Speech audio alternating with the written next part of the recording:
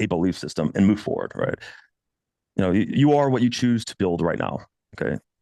What I was in the past, 20 years ago, 21, 15 years ago, 10 years ago, 25 years ago, what I was then, my personality, what I felt, how I reacted to things, um, everything is completely fucking different today. It's like I don't even recognize that person, 20 years ago.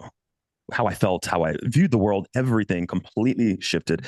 So like when I think about that person, that's like a whole nother fucking human being, right? So you don't have to stay that person, right? You're able to kind of create what you want. And this is something that really goes over everybody's fucking head, it seems. You're working, you're trying to improve, but you want to like hang on to that past identity, um, past trauma or memories, whatever. You can let go of that shit and let's start new. It's a whole new fucking character. And like yeah, exactly. Act as the character today, like starting fucking today that you are working hard to become. So when you've really kind of visualized and maybe written down, you committed to a particular identity, the man that you want to become.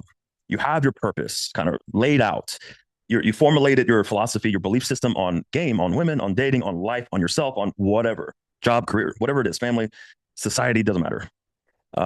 Once you have that, just start acting, behaving as if you were that character, that man that you're working to become. The way that I viewed this was, if I have those three things, identity, purpose, philosophy, I've committed to it. Look, it's not going to be perfect. It's going to change over time. But you have to start somewhere and you have to commit to it. And over time, you could adjust things. You will adjust things. But if I'm going to commit to become that version of myself, if I'm going to work hard every single day, I've committed to it. It's a done fucking deal. It's going to happen. As long as I'm consistent, I work hard and I have a little bit of patience because it's going to take longer for some than others. I will become that character, right? I will become that man that I want to become. I just have to put in the work, stay consistent, and have a little bit of patience and work on it, right? So it's 100%. So I asked myself, like, why not start acting like or trying to act like what I think that man will be? Okay. And I changed my mindset as if I was that person. There's a little bit of imposter syndrome when you're trying to do this, right? But you get over it. Okay. Just stay consistent. Try to act like what you believe, that ultimate you, how he behaves, how he talks, how he acts around women, how he handles pressure, how he makes decisions, how he feels, how he views certain things in life and society, yada, yada, yada. All right. How he walks, everything. Just act like that motherfucker. Okay. You don't have to wait for external validation. Um, it's going to be very difficult. It's going to feel like as you're going nowhere with this, you're going to have roadblocks and you're going to want to give up at times. You're going to want to wake up one day and be like, hey, I got other shit to do. Right? Maybe a week, maybe 2 weeks. It's all about absolute consistency. Okay. This is one thing I've also fucking learned. When I try to, do it once in a while, I try to work on this here with 2 weeks break, 5 weeks break, maybe a few months off. I got into maybe some shitty fucking one-nightists for 6 months, which a lot of you motherfuckers do, and you come back to the mastermind. You come back completely destroyed. You learn nothing. You kind of lost sense of your purpose. Your belief system, your philosophy is destroyed because you pandered to her fucking needs, her belief system, and you've lost your identity. And you're worse off than 6 months prior. The key is here. This is what I've learned. Tedious fucking work every single day, like a full immersion into all of the things that you're working on. Everything that we're going to talk about here, everything has to be tedious. It's exhausting, mentally exhausting. It sucks. It really does suck. But if you are consistent and it's tedious work every day, you're going to progress so much fucking quicker. I guarantee that. When I adopted this, instead of doing like once in a while here, I'm not going to be too super consistent. I'm not going to immerse myself too much. I'm going to take it slow. It just took a long fucking time to progress. When I decided to have this full immersion, not just in game, but in self-development in all areas, all my sticking points. Tedious work every day when I wake up. The amount of progress I made in 3 months or even 6 months was equivalent to my struggles for 4 or 5 years. It's a massive fucking difference. And when you start to see those results come in, that feedback come in after 1 month or 3 months or 6 months, however long it takes, you have a lot more confidence. You're a lot more optimistic and you stick to it. You stick to the routine, the consistency, the tedious work every day, and it becomes less work and you become a lot more optimistic. Like, yo, I see what's happening if I continue. Let me expand. Let me work on other things. And in 3 months and 6 months, I'm a totally different person. My dating life is different. I'm building a lot more attraction. I'm getting more IYs. Maybe I work, I make more money at work, whatever. So you kind of get energized. But most guys, they don't really stick to it, even for 6 months. I know a lot of guys think they do. But a lot of you come back like, hey, I'm back in the mastermind. I'm back doing game or whatever. And I took a month off. I took 3 months off. I took a year off, whatever. Nah, it's not going to work. You could do that. You'll make some progress. Um, but I don't think you're going to make the progress that you dream of. The identity you created, the ultimate you, it's going to take a long time if you ever even get there with this back and forth breaks here, this and that, right? Let's see. Was there a question? Um, I've been here 6 years. It's so true about a lot of exactly. But like, look, if 6 years is a long time, if these motherfuckers stuck to it for 6 years, stayed in the mastermind, kept with the tedious work every day, bro, they would be on our level. Okay, most likely somewhere near our fucking level. They would be much happier, much happier. And it's not all about fucking women, by the way. It's not all about just getting more women or hotter women. Okay, it's much more than that. It's being satisfied with yourself. It's just life satisfaction, happiness, self-respect, just freedom inside of you, right? You don't feel like a slave to yourself or a slave to women or other people, right? But these guys don't stick to it, which is unfortunate. Um, look, the best guys I know, they stuck to it for 5 years, 6 years, right? They put in the tedious work. I should have put in something about suffering. I totally forgot about that. Sort of, I adopted a sort of a philosophy, part of my philosophy, my mindset that you have to suffer. You have to suffer a lot now in the short term in order to be, let's say, happy and satisfied and free, um, for the rest of your life after this period of suffering. Um, Trying to avoid like rejection, trying to avoid suffering and pain and pressure and discomfort, something we'll talk about. Trying to avoid this, get around this is not going to work. Plain and simple. Um, yeah, purpose gives you direction. Without it, you chase validation, women, pleasure. Exactly. You need purpose. You can change it later, but without a path, you're wandering. And women feel that lack of groundedness. Absolutely, this is going to be a big thing in terms of attraction, in terms of relationships. If you don't have a purpose, you're a little bit lost. You don't have a path. It's fucking obvious. It's very obvious to women. Obvious. They could sense it. They could fucking smell it. And we'll talk about frame control later on. This is sort of part of setting frames, rejecting frames, accepting frames, frame control philosophy. A woman tests her beliefs every day, not to hurt you, but to see if you actually believe what you say. If you fold, she can't respect you. That was a good quote from Teresa O'Neill. Yeah, look, you need a belief system, right? This is something that I learned somewhat early on. I needed to formulate a belief system because I was a little bit lost in like, what am I trying to do? What do I believe in? Right? Like when you go in confident, let's say, in an interaction, any kind of dynamic or social group, you're super confident. You're trying to portray this very confident, competent guy, and you get pushback, you get challenged. Well, if you don't have a solid belief system with dating, with everything, you're going to collapse. You're going to be lost. You're not going to know what to say. You're going to be trying to pander to what you believe they will accept, the validation that you're going to get. And guess what? It's not attractive. You look like a bitch. Okay. It's a low T thing, and everyone sees it. And it's hard to respect you if you don't have a solid belief system. Right. So your belief system, look, your philosophy may not be loved by everybody. Okay. It may not be the final belief system. It's not going to be, maybe every 3 months, every 6 months, every year. That's going to change when you have more experience, more skills, and you get older. That's going to change, and that's fine. But you got to start somewhere and commit to it, right? And I think it's very important to be absolutely bought in 100%.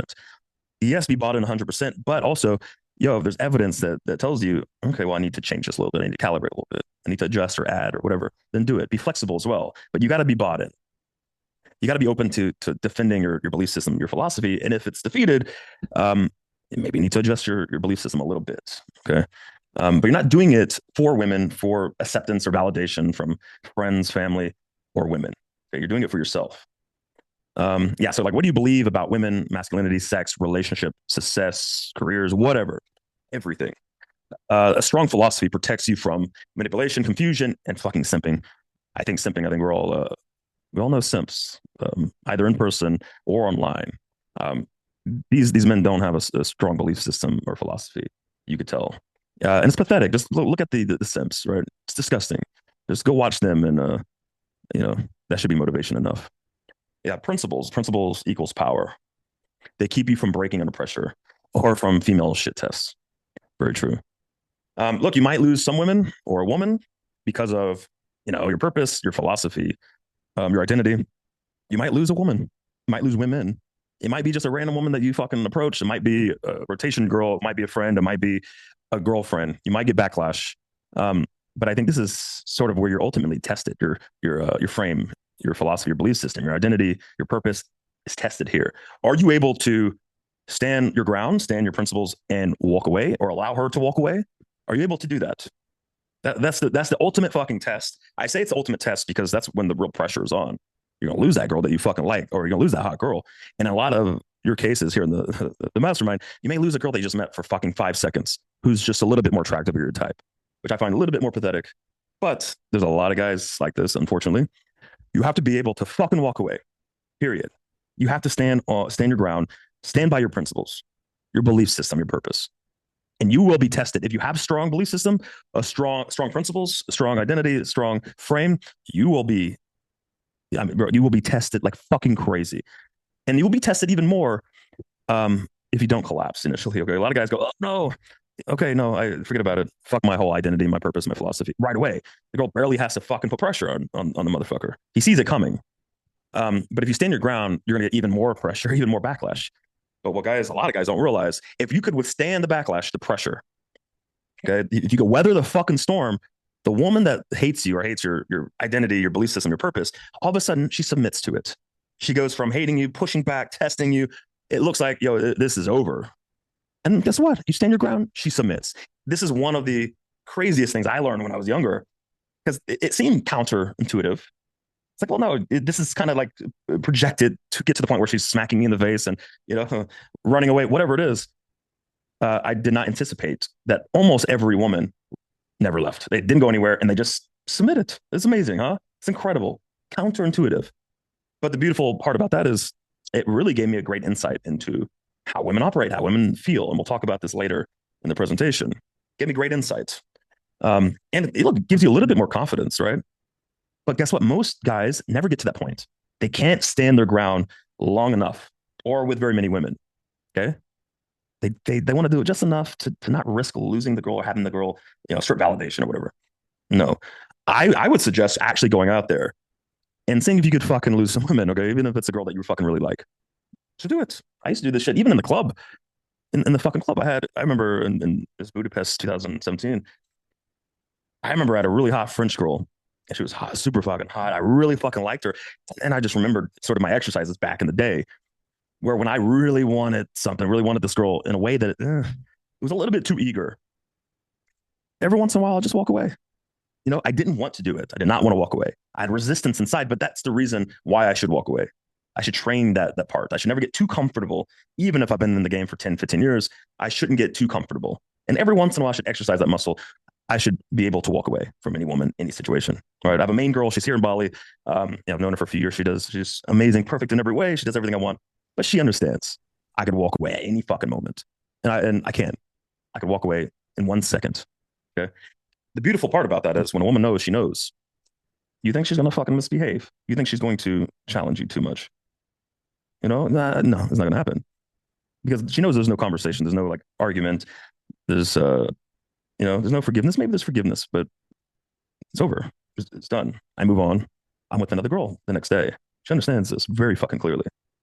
And that's also important. Most guys, most of my members or students that I've had over the years, they really don't have that with most women. Just don't have it. You should have that with most women. Yeah, look, if you don't define your own belief system, your own philosophy, you're just going to adopt other people's. Okay, doesn't mean you can't like share or take in some wisdom from other people's sort of philosophies, but you shouldn't adopt other people's philosophy, belief system. You need to think about it deeply and kind of through your own experience, formulate roughly your own. Okay, it's very important. And this is sort of part of like being a leader, not a follower. Having all three solidifies. Having all three helps you navigate the world, especially in terms of dating. Helps you understand more clearly where you need to self-develop and improve. Yes. Forfeiting your principles, your belief system, your identity for women is ultimately fucking pathetic. You lose your identity, your code, your self-respect. You'll lose the women as well. First, you may lose attraction, then you may lose respect, and then after that, you lose all respect and the woman completely. It's inevitable. Okay. Oh, fuck it. I had a story about a recent one-on-one student, but I won't get into that. Let's see. Where the fuck do I get the chat? Should we take a long belief system if we don't have a strong? I don't understand. You have to clarify your question a little bit more. All right. Yeah, homework. Yeah. I'll go, I'm gonna do like homework for every fucking point, but I got a little bit tired of that. Yeah, look, set short-term, long-term goals: 1 week, 1 month, 90 days, 1 year, 3 to 5 years, 10 years. This will help with your purpose, your path. Um, we talked about creating that identity, like a video game character. Think about that. I would think about that every fucking day for 30 fucking days. Write it down, visualize it. You could look at maybe other guys that have certain aspects that you want to adopt, or celebrities, whatever, right? But start thinking about this. So, like, what do you believe in all regards? Dating, um, women, men, society, politics, everything. Really develop this and commit to it. Okay. Um, and also, look, when you have this sort of this short term and long term goal, 1 week, 1 month, 90 days, 1 year, 35 years, 10 years, like I want you to kind of visualize what you're going to look like, what your life is going to look like in, let's say, 10 years and 5 years. All right. I've been in here, I've been doing this for a long time. So, I've gotten to see how some members' life turned out, 8 years later, 10 years later. And sometimes it turned out very well. They have a beautiful wife. They just started a family. They seem happy. She's hot. Great. Everything's good, okay, for the most part. But there's some motherfuckers that aren't as fortunate. Okay. Um, and they're living in absolute regret in their relationship, and they're suffering. And they're a shell of what they could have been and what they used to be, actually, even when they were trying to develop. It's like imagine what you look like and how you behave, where you live, your lifestyle, what your dating looks like, what your girlfriend or wife looks like, how they treat you. Do they treat you with respect? Like visualize you, the ultimate you, and how you handle situations. All right, how you're treated in situations, how you talk, how you walk around, how you walk, everything. All right.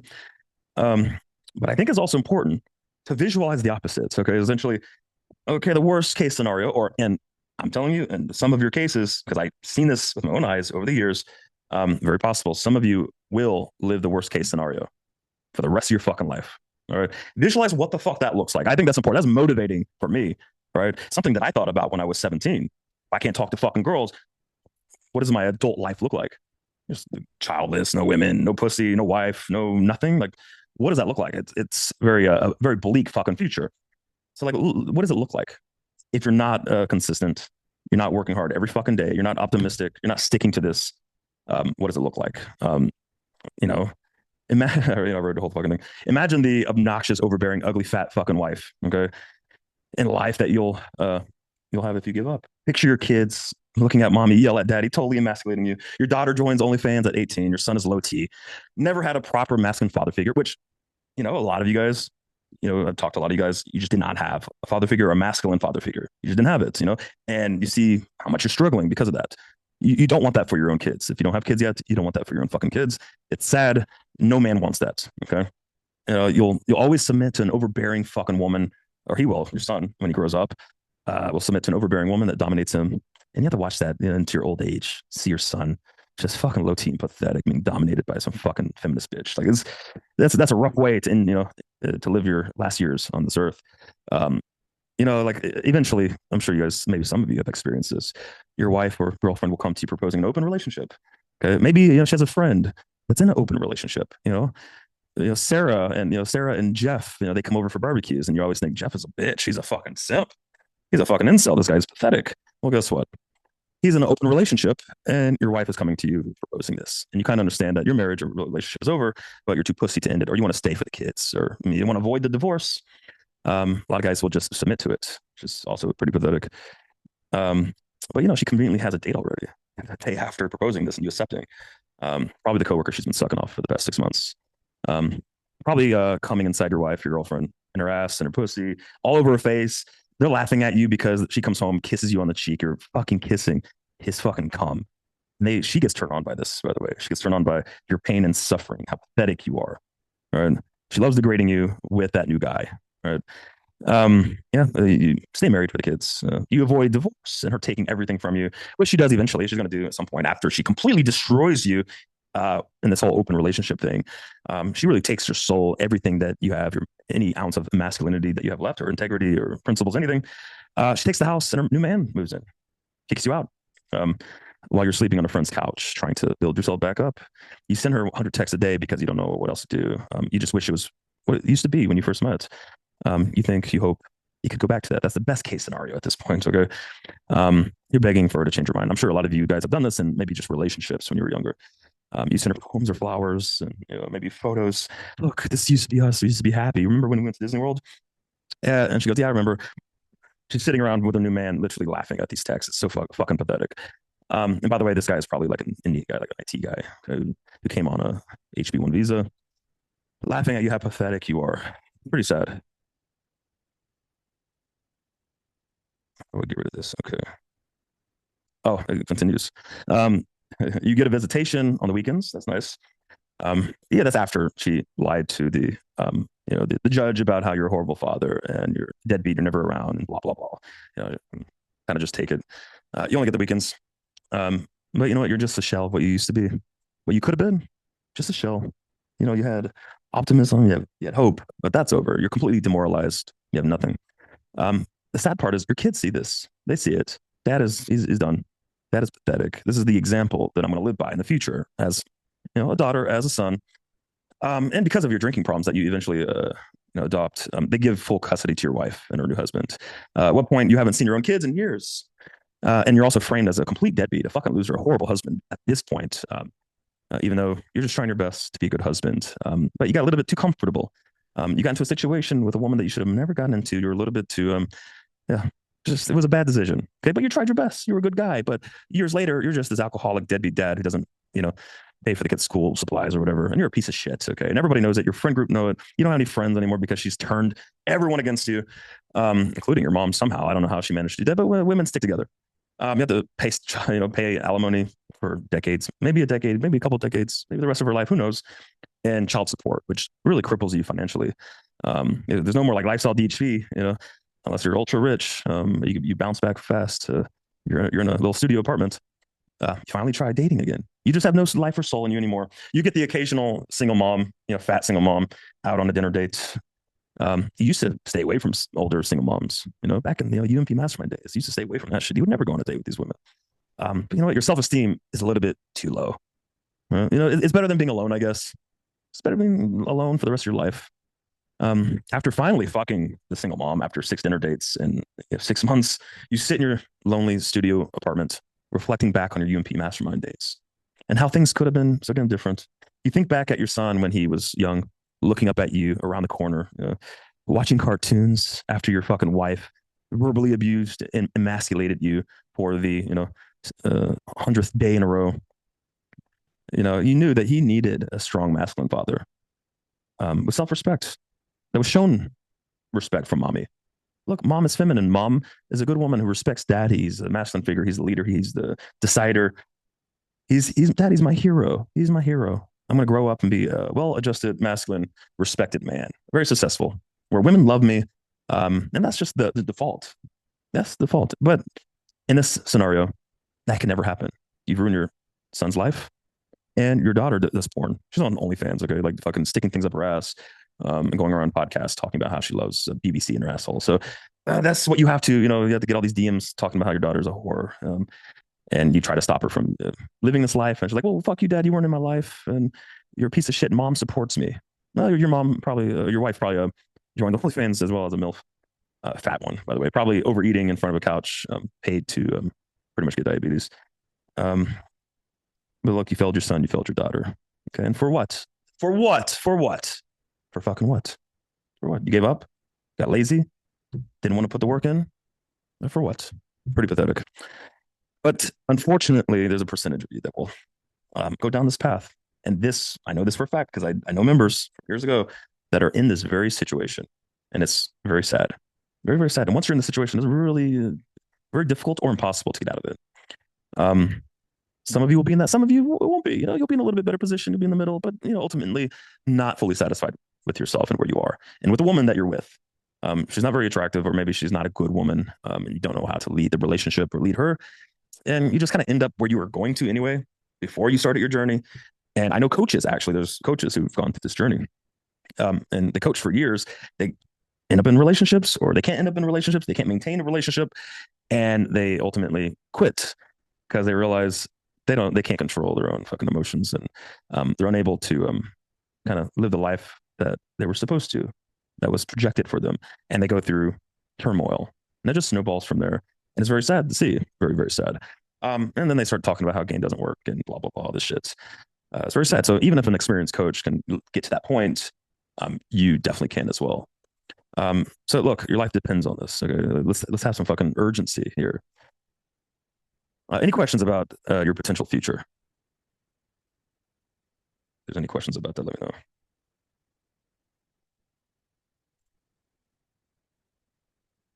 No? Okay, perfect. All right. I'll get rid of this fucking thing. Let's see. There we go. All right. Radical responsibility. Now I added this to the presentation because guys always ask me, what were the sort of moments or periods or aha moments, things I've learned, whatever, that really skyrocketed my results. They got me from like one level to another level. I've been asked this for 10 years. Um, and the first thing that really comes to mind, there's multiple things, but one of the first things is I remember very clearly the moment. I did a lot of like reflecting and like sort of meditation in my room, thinking about everything. I'm thinking about my interactions from that day, relationships, ways I could improve, everything. And I was thinking, like, you know what? I think I'm blaming external factors a little bit too much. You know, I think I'm blaming other people or other factors a little bit too much. I wouldn't say I had a victim mindset. Maybe if I looked at myself, back then, today, I would probably say that maybe. But it wasn't as strong as a lot of guys in this group. But I focused too much attention, too much energy on kind of chalking things up to like this outside of my control, or it's other people's fault, or maybe the girl's a bitch, maybe she's this, maybe she's that, maybe blah blah blah. And I realized, well, this is probably not very good. And I thought about ways around this, and the most obvious one is just radical responsibility, just taking responsibility for everything that happens, everything that happens to you. Instead of first looking for other people or other factors to blame, your first immediate thought should be, it's my responsibility. What could I have done differently to change the outcome? Okay. And when I applied this to interactions, and a lot of you guys do this now, but when I applied this to interactions, it really opened up my mind a lot more. And I became a lot more creative in thinking about all the different, even most subtle little ways I could have slightly changed the direction of the interaction. How I could have built a little bit more traction, how I could have got when I opened, the girl could have stayed there in front of me, squared up, even if I didn't build enough attraction, I could have gotten her in front of me. I could have hooked her. I could have had just an overall better experience in this interaction. There's all these questions I could think about now, and how I could have changed the direction of every single interaction. And look, it's very empowering. Like, I felt empowered just thinking about this. It's empowering to feel like you can change any circumstance, right? Like, this is the mentality habit for every woman. Every single interaction, the most difficult situation, interaction, girl, every single one. I think there's something I can do to build attraction and pull this girl. There's something, I don't give a fuck if Lana Del Rey or some top celebrity who's married to a bill. It doesn't matter. There's something I can do to like spark something, to get something going, to spark a little bit of attraction or interest, curiosity. There's something I could do with every girl. Now, maybe the chances might be 0.1% that I could, do this and pull a particular girl. Who knows what the percentage is? It could be 0.1, it could be 50%, it could be 2%. Who knows? But it could be very low. To me, there's still a way. Okay. I have pulled off some fucking crazy fucking pulls, some crazy situations. Crazy. Like, I knew I had no fucking, this so small. Everything is against me. And I tried everything, and I thought deeply about what's the right move where I could just spark something and get something going. So, like, I have sort of evidence, some reference experience where, if I really stick to it and I stay optimistic, positive, and I just think about solutions and creative ways to do something, to make something. This is why I hate when coaches go, oh, the girl's like not like into you or whatever. It's like not super receptive on the open, or gives an objection, you just walk away because blah, blah, blah. You're better than that. Have some, well, it's like, all right, well, you sound defeated to me. I don't know. It doesn't sound It would not make me feel very proud of myself. Okay, if that's the mindset that I adopt, um, especially during my journey here, learning journey. Eh, don't wouldn't like that very much. Fuck, like I have so many goddamn stories. Um, like I set up date. I set up a date with a fucking famous, very, very, very, very famous singer. Uh, and I was very close. I set up a date and everything, but one of her songs became really big, became number one on Billboard, and started traveling. So like for that, I was like, yo, I was so close, so fucking close. The victim, it's not attractive. It's not attractive. I don't know. Do you guys like other dudes, other wings that are victims all the time? They're talking about what a victim they are. They talk like a victim. Do you like that in a wing or in a friend? I don't. It's fucking disgusting, right? Nadosium. Absolutely not. Nadosium is one thing. It's exhausting if you're a friend, if you're a wing, and they bring you down. Okay, like, you don't want to be around it. All right. Even if you're a coach, it kind of brings you down a little bit, and you want to escape it. Okay, forever. It's just a vicious cycle of victimhood and negativity. And you need a very strong frame, emotional composure. If you're even a coach dealing with this for fucking 10 plus years, it's a lot. It takes a toll on you, right?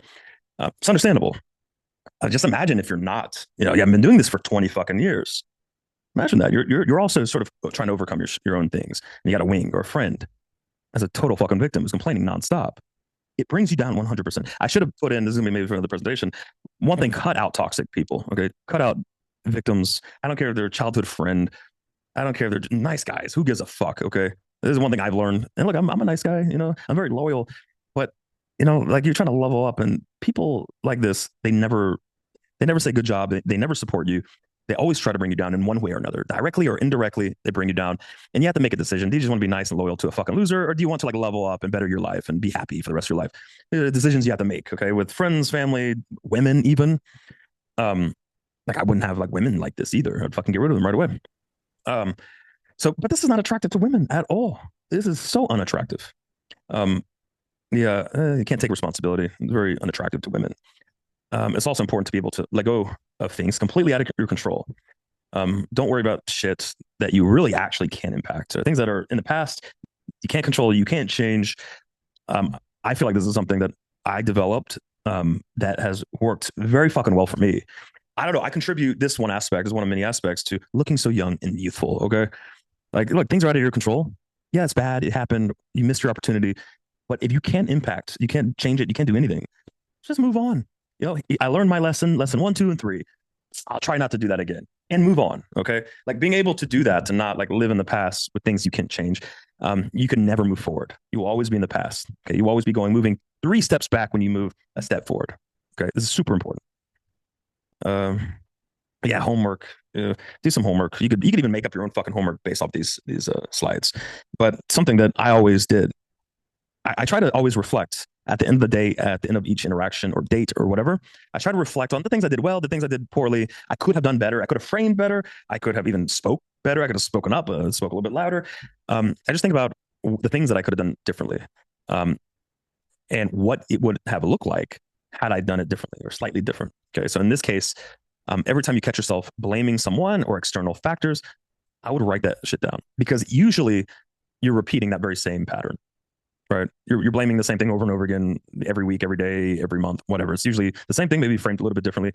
But the more you repeat it, the more it becomes part of your identity, and the harder it is to shake off. It's just know, the longer you do this, the more years you're putting, more months and years, you're adding to your journey to getting to the point that you want to get to. Okay? 1 year is a long time. 2 years is a long time. 3 years is a long time. Never, forever is a long time. Yeah, so ask yourself, what could I have done differently? How can I learn from this? What did I learn from this? What are the lessons? And also be happy about the lessons you get from anything. You fail, you get rejected, things don't work out, bad things happen. I'm happy about all of those things. That's my mind. I'm happy. I'm so fucking happy I failed. I'm so happy, like X, Y, and Z happened. I'm happy because I get to reflect on it and come up with lessons and solutions, potential solutions. Now, you may not always have the right solutions, but eventually, if you do this every fucking time, you will come up with the right solution forever, and you'll never have to deal with these issues ever again. So I'm happy every time I get anything like this I can learn from. Okay. Don't be one of those guys who are like, oh, I got rejected. This is the worst day ever. Oh, it's like, well, what'd you learn from the interaction? What'd you do right? What'd you do wrong? What could you improve? Like, what did you learn? Did you learn something about women? Even did you learn something about this particular archetype? Did you learn something about brats? Did you learn about women's psychology or emotion, the way they think, anything? Did you learn something? And if you think about it deeply, you could always take away a few things. Now, some guys have issues coming up with things, but guess what? I had issues coming up with things as well when I first started. The point is to think about it, to shift your mindset, to get into a habit of thinking, to asking questions. And if you do that every day in 1 month, this is easy. Okay. It becomes part of who you are and how you operate. And that's when you really start to progress and to learn. So start changing the way you think and operate. All right. Seek pressure and discomfort. Okay. Look, I think most of you guys already know this. This is pretty obvious. But look, I have to put this in the slide because just like a radical responsibility, radical seek pressure and discomfort helped me so much. I don't know which one helped the most, but I know like fucking like 1 week, 2 weeks, every week, every day, I sought out the most pressure and the most discomfort. I progressed like fucking crazy. Like 1 week is fucking huge. Like I was shocked, shocked. I went 1 week every single night doing the scariest thing. Okay. Whatever it is, I had to think about, what was like the high pressure situations for me. It's gonna be different for everybody. Like there's some guys who could go up to a group set in the club and it's nothing, right? There's some guys that's the worst thing of all time. Some guys, the girls have to be hot. So sometimes there's like a guy in the group, and it really depends. You have to think about what you're afraid of, what you're fearful of. Okay, you have to think about this, right? So like, ask some homework here. Um, just write down the scariest thing, the things you do not want to do. All right, like it has to be things you really, really resist. I mean, you resist it so much, you don't even want to think about it because you know you're gonna have to write it down like that. Make a list, spend a whole week, write it down for a month. Okay. Write down these things. Okay. And also, whenever you encounter something that's scary, that makes you nervous, that's very uncomfortable, just randomly, write that down too. Write it down. Then you're going to create an action plan. Okay. Sort of a discomfort, seek pressure, immersion for 1 week, 2 weeks, 3 weeks, however long you want to write it down. I think like 2 weeks, 4 weeks is good. Where every day, this is the only thing you focus on, right? This is the main purpose, the main focus. Okay. It's not like going from open to close, pulling girls. It is, I'm going to, whether I get rejected, whether it goes well, whether I get embarrassed, it doesn't matter. It's irrelevant. That's not the goal. The goal is, yo, I'm going to seek out all the uncomfortable, high pressure situations that scare me the most, and I'm going to go find it. I'm going to create it. Okay. For me, I had issues with like large groups in general. Like in high school, giving a presentation in front of the class was the worst thing. I remember just skipping out on class. I remember getting a fucking D or F and like public speaking classes and fucking whatever classes you had to do, like class presentations, because I was like, I'm not doing this shit. I'm not doing it. Right. And that was the wrong approach. Yeah, like look, I went from fucking having these severe fucking group presentation issues to doing it in front of hundreds of people, thousands, or in person seminars and shit. So like one thing I did was, I'm gonna go find group sets in the club. I'm going to approach everyone. I did that. Okay, good. But I want to make it a little bit more uncomfortable. Like it's one thing to go up and sound nice and say, hello, what time is it? Okay, that's not enough pressure, let's say. Not enough discomfort. I got to go up. This is what I did. I just went up to a group of people, 4 women, 5 women, it doesn't matter. And I just stood in the middle where they were sort of talking to each other. And I just stood there. And it was awkward. I felt the pressure. And I was fucking nervous as shit. But you know what? What ended up happening, I thought the worst, you think about the worst possible scenario. What ended up happening is they just started giggling and laughing and going, hello, how are you? Are you lost? And then I'd be like, oh, that wasn't so bad. And then I'd look around and go, oh shit, you're not my group sets, and they're like, where's your friends? Where's your group? I'm like, I don't know. This is my new group now. And they laughed and everything went well. And I started doing that over and over again as just a fucking routine. It went from like, something to get over pressure or discomfort, and it turned into just a routine I could do to break the ice, to shake it up a little bit. Pressure of silence, saying nothing. Exactly. Sort of like what I did in the group. I did in situations one-on-one as well, where I just talk less. A lot of you guys, you get nervous, you feel the pressure, so you talk. Some guys, they freeze and they don't know what to say, so they say nothing. They want to say the perfect thing. Depends on where you are on the spectrum. If you speak because you feel the pressure, shut the fuck up. Do exercises where you shut the fuck up. Right then and there, I mean, your interaction is going to go better. I know it seems counterintuitive. It's going to get better. Trust me. If you're another guy who freezes because you feel the pressure and you want to say the perfect thing, do the opposite. Say the most imperfect thing. Say the most retarded fucking shit. Okay. And by the way, that's how I learned. That's how I developed my tonality. And I learned calibration sort of on the spot. Is I got over my the pressure of being perfect, saying the perfect lines, the perfect things, and avoiding like rejection or like backlash or whatever. And I just thought I'm gonna say the most ridiculous, weird, fucking fucked up shit, creepy, whatever. Um, and I realized if I just say it with confidence and really good tonality and charisma, women are just, I don't know, they're kind of retarded. They're like kids. They just fall into it and they just love it. It was a massive realization I had. If I go in and say weird shit, random shit, I realized they're like kids at that moment, by the way, when I was practicing this. And I go, women are like children. And then I started talking to women like children because I had a theory. There's childlike fucking behaviors and body language. Well, what if women are like children? And I started talking to women.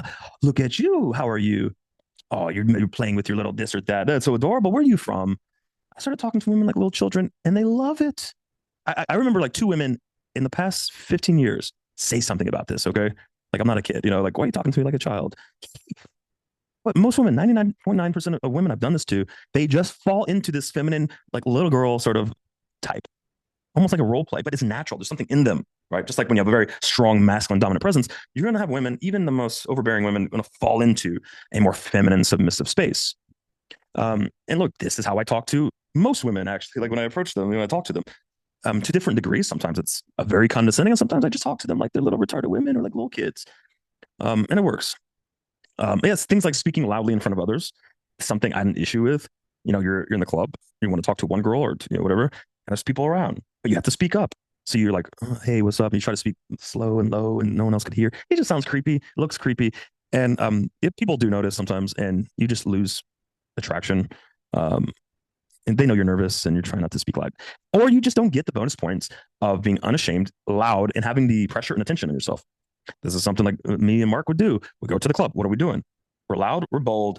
We are grabbing fucking attention when we're night gaming. Well, what does that do? Well, yes, the guys may look over, they may hate you, but the women go, this motherfucker, they're loud, they're taking on the pressure. Then they look at your subcoms. You're not a drunk guy. You're not, you have a strong fucking body language, and they're very curious. They know that there's a lot of pressure when you're loud and bold. That makes them very curious and immediately builds attraction before you ever even talk to them. And what ends up happening is girls come up and talk to you. They open you. They're drawn to this boldness, right? Don't negotiate which discomfort or pressure to avoid and which to take on. Exactly. Don't negotiate. It has to be the ones that you don't want to do the most. And those are the ones you tackle head on. Any questions about this? Please let me know before we move on. Some of the high pressure situations that come to my mind feel illegal.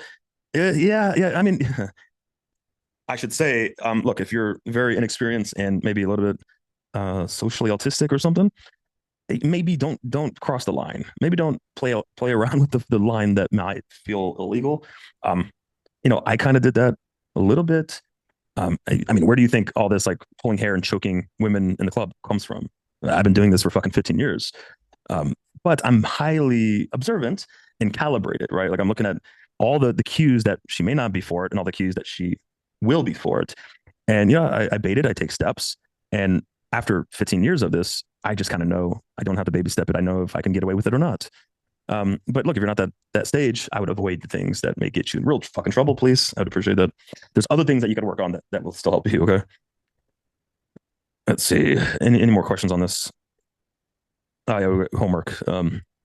Make a list of all your fears. We already talked about this. Yeah, rank them. Rank them from the most uncomfortable to the least. Keep a list on your phone so you could add new fears, new discomforts when they arise. So that's something, oh, look, this made me feel very uncomfortable to say. I'll write it down so that I can actually do it later on or tomorrow. Yeah, and look, taking on this discomfort and pressure, I could get into this really deeply, but not today. Meditation and breathing exercises was a crucial part of me being able to overcome my own social anxiety and all the pressure that I put myself under. Like I would literally do breathing exercises and meditate within group sets or one-on-one or in the club. I would go in the middle of the fucking club and just fucking do breathing exercises and meditate. So I could take on that pressure and learn how to overcome all that pressure and anxiety when I'm in situations, like tough situations with women or in general, right? That's something that helped a lot, but I'm not going to get into that because I didn't know really what I was doing. I didn't know it was called meditation, or I didn't know I was in breathing exercises. I was just trying out and experimenting things that could slow down my heart rate because my heart was pumping out of my fucking chest. I was thinking, how do I slow down my heart rate?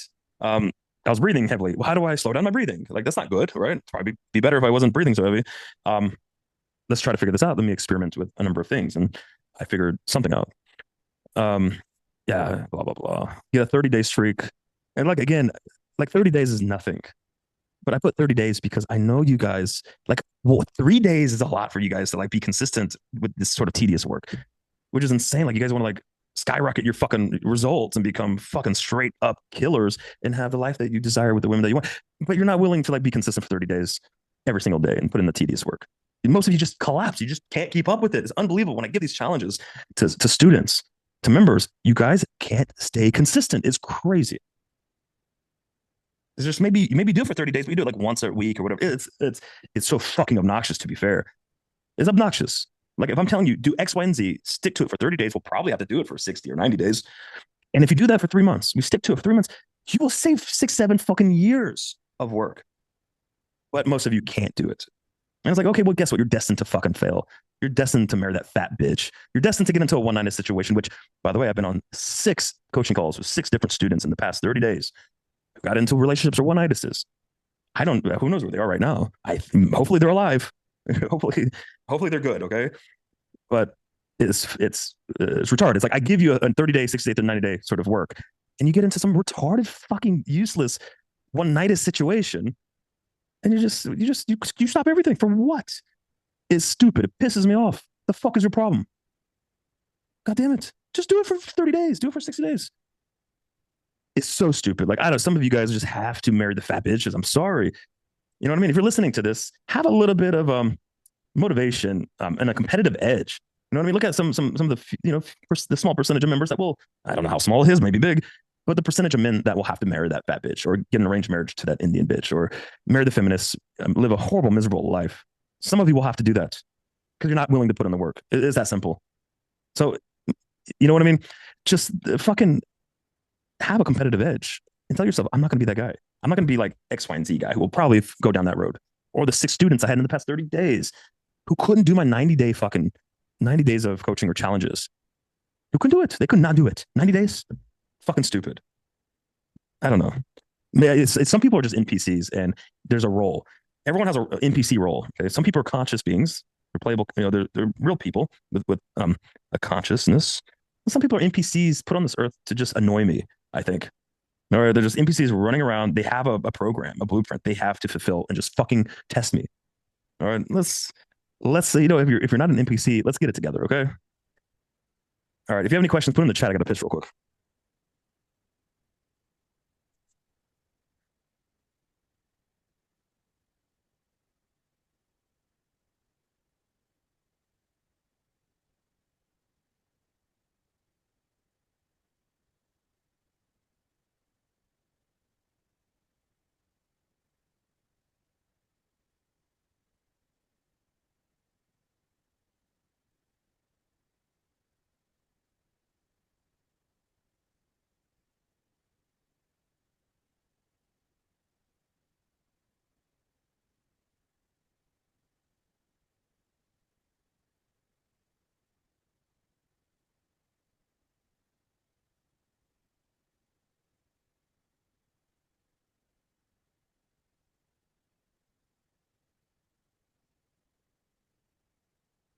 Wow. All right.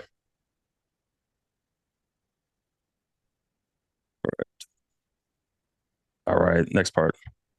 Again, for me, again, these are things that personally I found to be crucial points in my journey that, elevated me in many different ways. And one of them, it's obvious, but I'm going to have a little twist to it. All right. It's not just experience. Obviously, everybody knows when you have more experience, you're better, right? You're better off if you just have more experience. And, it's hard to get experience, blah, blah. Okay.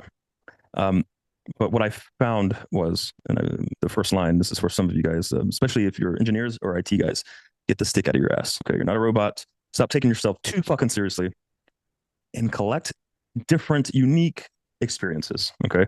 Now there's experience, of course. You're going to develop experience. The more women you fuck, the more dates you go on, the older you get, the more action you take, so forth. You're going to gain more experience over time. Right.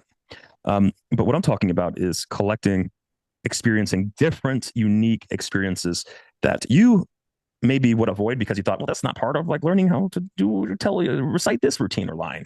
This is not going to, I need to learn, whatever, this or that. It's like, okay, yeah, that's good. Learn your routines.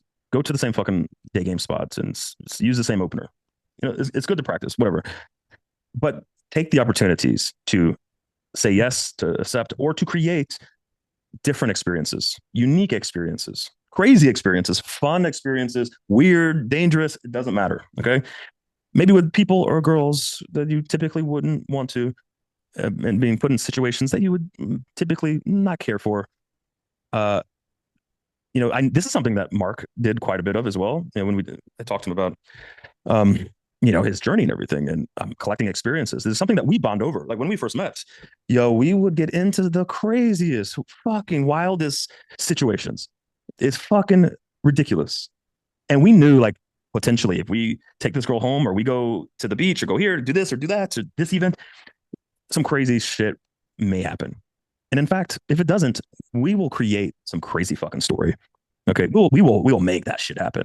Okay, and me and Mark, we have so many goddamn stories, hilarious stories. Like it's great memories overall.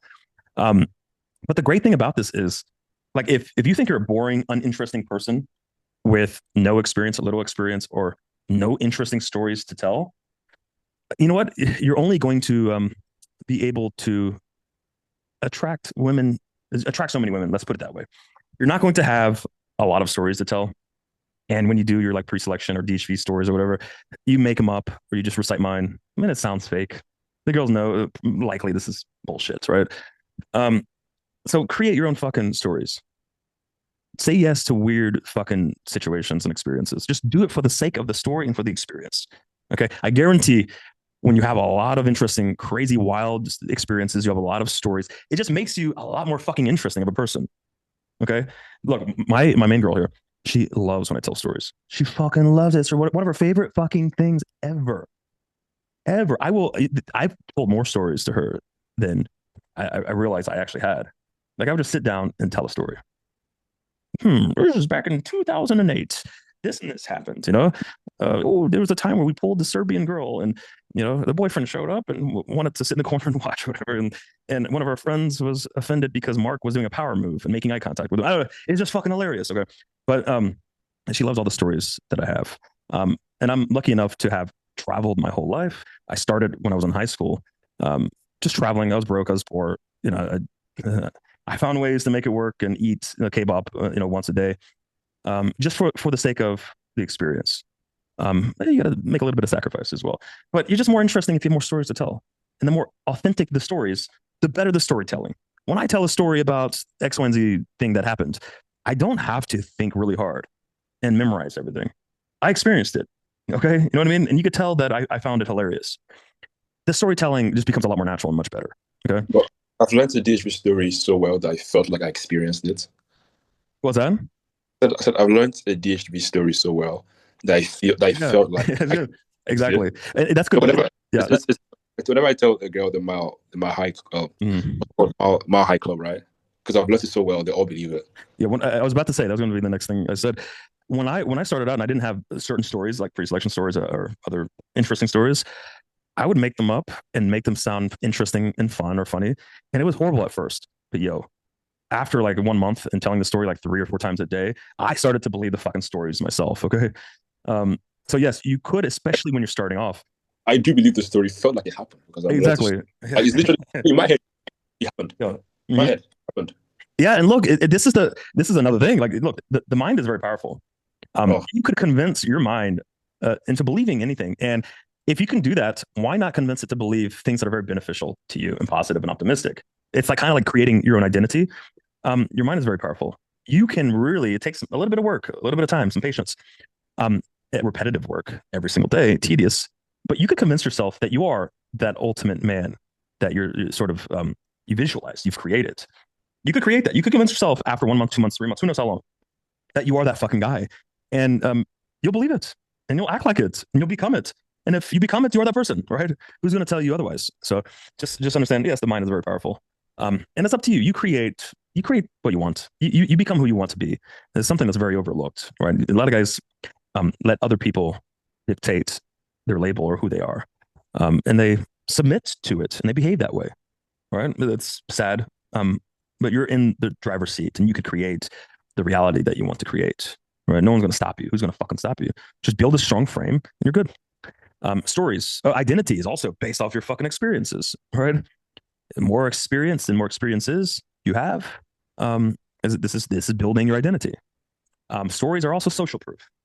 Okay, like yo, when I have bro, my girl at this point thinks I mean, she thinks I'm ridiculous. Like, how do you live this whole life? Like, how do you? I mean, she's amazed. She doesn't know what to think about this because I have so many stories, and I tell the stories with absolute precision, detail, charisma, flow, like it was yesterday. And that's social proof. Like people know, when you have so many goddamn stories and reference experiences, this is just massive social proof. And you could use these stories as D2 stories, pre-selection stories, stories to frame dynamics a particular way, to set frames and so forth. Uh, Shared stories, yeah, like also like the more stories you have, more experiences you have, the more you could relate to a lot of different people and a lot of different women, right? Like I don't know, just some basic shit like I went to Bali and did I don't know some yoga retreat or something. Like some bitch would be like, oh look, I went to yoga too. Okay, we have something to connect on, something that's relatable, right? Um, Ability to give her amazing and unique experiences. If you can create incredible experiences for yourself, well, that's going to signal to her that you could create unique and fun and great experiences for her. This is just great value in general, right? This just adds to all the fucking value that you're displaying, right? Your value proposition overall. So yeah, homework. Say yes to opportunities. Uh, Say yes to opportunities for the sake of the experience or possible stories. Again, I know a lot of guys, especially on boot camp, sometimes I go, "Hey, do this, say this, or let's pull this group of girls and do X, Y, and Z." And they're like, "Well, I just want to stay and do five more approaches and open with the same opener." I was like, "Okay, motherfucker, boring." Um, it's how about just say yes? Let's do something crazy. Let's have a new experience, right? Now, look, if you've been on some boot camps with me, especially on like a Saturday night or the last night of a fucking boot camp, I like to have a little bit of fun. Okay, like I don't know if Emmanuel's here. I told him he took a RP boot camp, and I said, "Yo, Saturday's the last day. Come out with me. We're gonna have a lot of fucking fun." And other mastermind members were fucking there as well. They weren't even in the boot camp, and we just had a fucking crazy, wild fucking night. It was just, and look, from that, there's a lot of lessons, um, things to learn. We ended up fucking gaming on the streets until I don't know 11 a.m. We yelled at people in windows and brought in some random girl that was walking home from a strip club or something, and if like within minutes, shoved her in the fucking car and went on this adventure. And it's great. It's incredible, right? Uh, yeah, like you could do things like open five women per day in places or in situations you would typically never, right? You don't always have to go to different extremes, but do something a little bit different, right? Open a woman in a way you'd normally not open, right? Or thought, hey, this is a little counterproductive. Um, you know, like I don't know, fucking opening a woman from across a restaurant to multiple tables, whatever, something different. Each week, write down all your new experiences. Like track this. What new stories did you create? And look, if every week you review your list and you're on week 4 and you have nothing, come on. If you want some crazy, interesting experience, you could easily do it at least once per week. Okay, you can make it happen. You can do it every night, but there's no excuse to go 4 weeks and you have nothing, no experiences to show for it, no stories. It's fucking stupid. Yeah, look, tell one story from the previous week in an interaction. It could be pre-selection, it could be DHP, it could be a wild story, it could be something spontaneous. Take one story from the previous week and tell that story in an interaction. And look, adjust your mindset a little bit from practicing routines and lines to gaining new experiences. Again, this is a mindset shift for me that was huge when I thought about the value of experience and different experiences. This is including different types of women. Okay, from look, I've had women from, bro, I counted 108. It's probably more than that. I've had women from 108 different countries. That's different cultures, societies, different looks, everything. And I've been to over 40 countries. I've gamed, I don't know how many countries I've gamed in, but I've lived in or gamed in over 40 fucking countries. That experience with all kinds of different women and different cultures is fucking huge. Like just going to Kyrgyzstan and gaming, going to Ukraine recently. This is all fucking the last, 3 to 5 years. Going to those countries, I learned a lot. I even learned to be more assertive, more concise, more dominant, gaming these women, right? Because the standard's much higher. You have to. Um, let's see. Yeah. Any questions on that? Just let me know. This is a really good stream. Yeah. I mean, look, this is like I'm giving you guys a fucking. It's just unloading wisdom. So many nuggets and keys that you could just take and really change your life in 3 months, in 1 year, in 1 week, with 3 weeks, 1 year from now. if you take everything from this stream, and also the next two streams I'm going to do, I'm doing more of these presentations. It's going to be about female psychology, what I've learned about women over 20 years. It's going to be about sex. I may do a part two about the keys to success, right? But I'm going to be doing more of these presentations in the coming weeks. If you really take in all this information, because this is the things that are on my mind that help me get to the point in 20 years that I'm at. All right. And this is lived experience, motherfucker. This is experience. I did not have a mentor. I didn't know pickup even existed until 2017. This is all my experiences. This is my experiments. This is failing, figuring everything out on my fucking own. All the shit we teach at UMP is from my experience, okay? Or personal experiences between me and Mark. This is us going through the journey at a different place, different stage, like you guys. But we just happen to be at a far more experienced and advanced stage. But we went on the journey and we did it ourselves, right?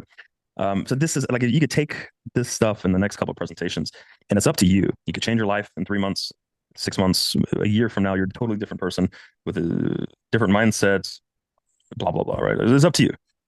Hopefully some of you take action. I know some of you won't. Okay. This is not for everybody. This is for the people who actually really fucking want it. Frame mastery, right? Frame, again, when I'm thinking about different moments or stages in my journey that massively advance me to the next level in some way.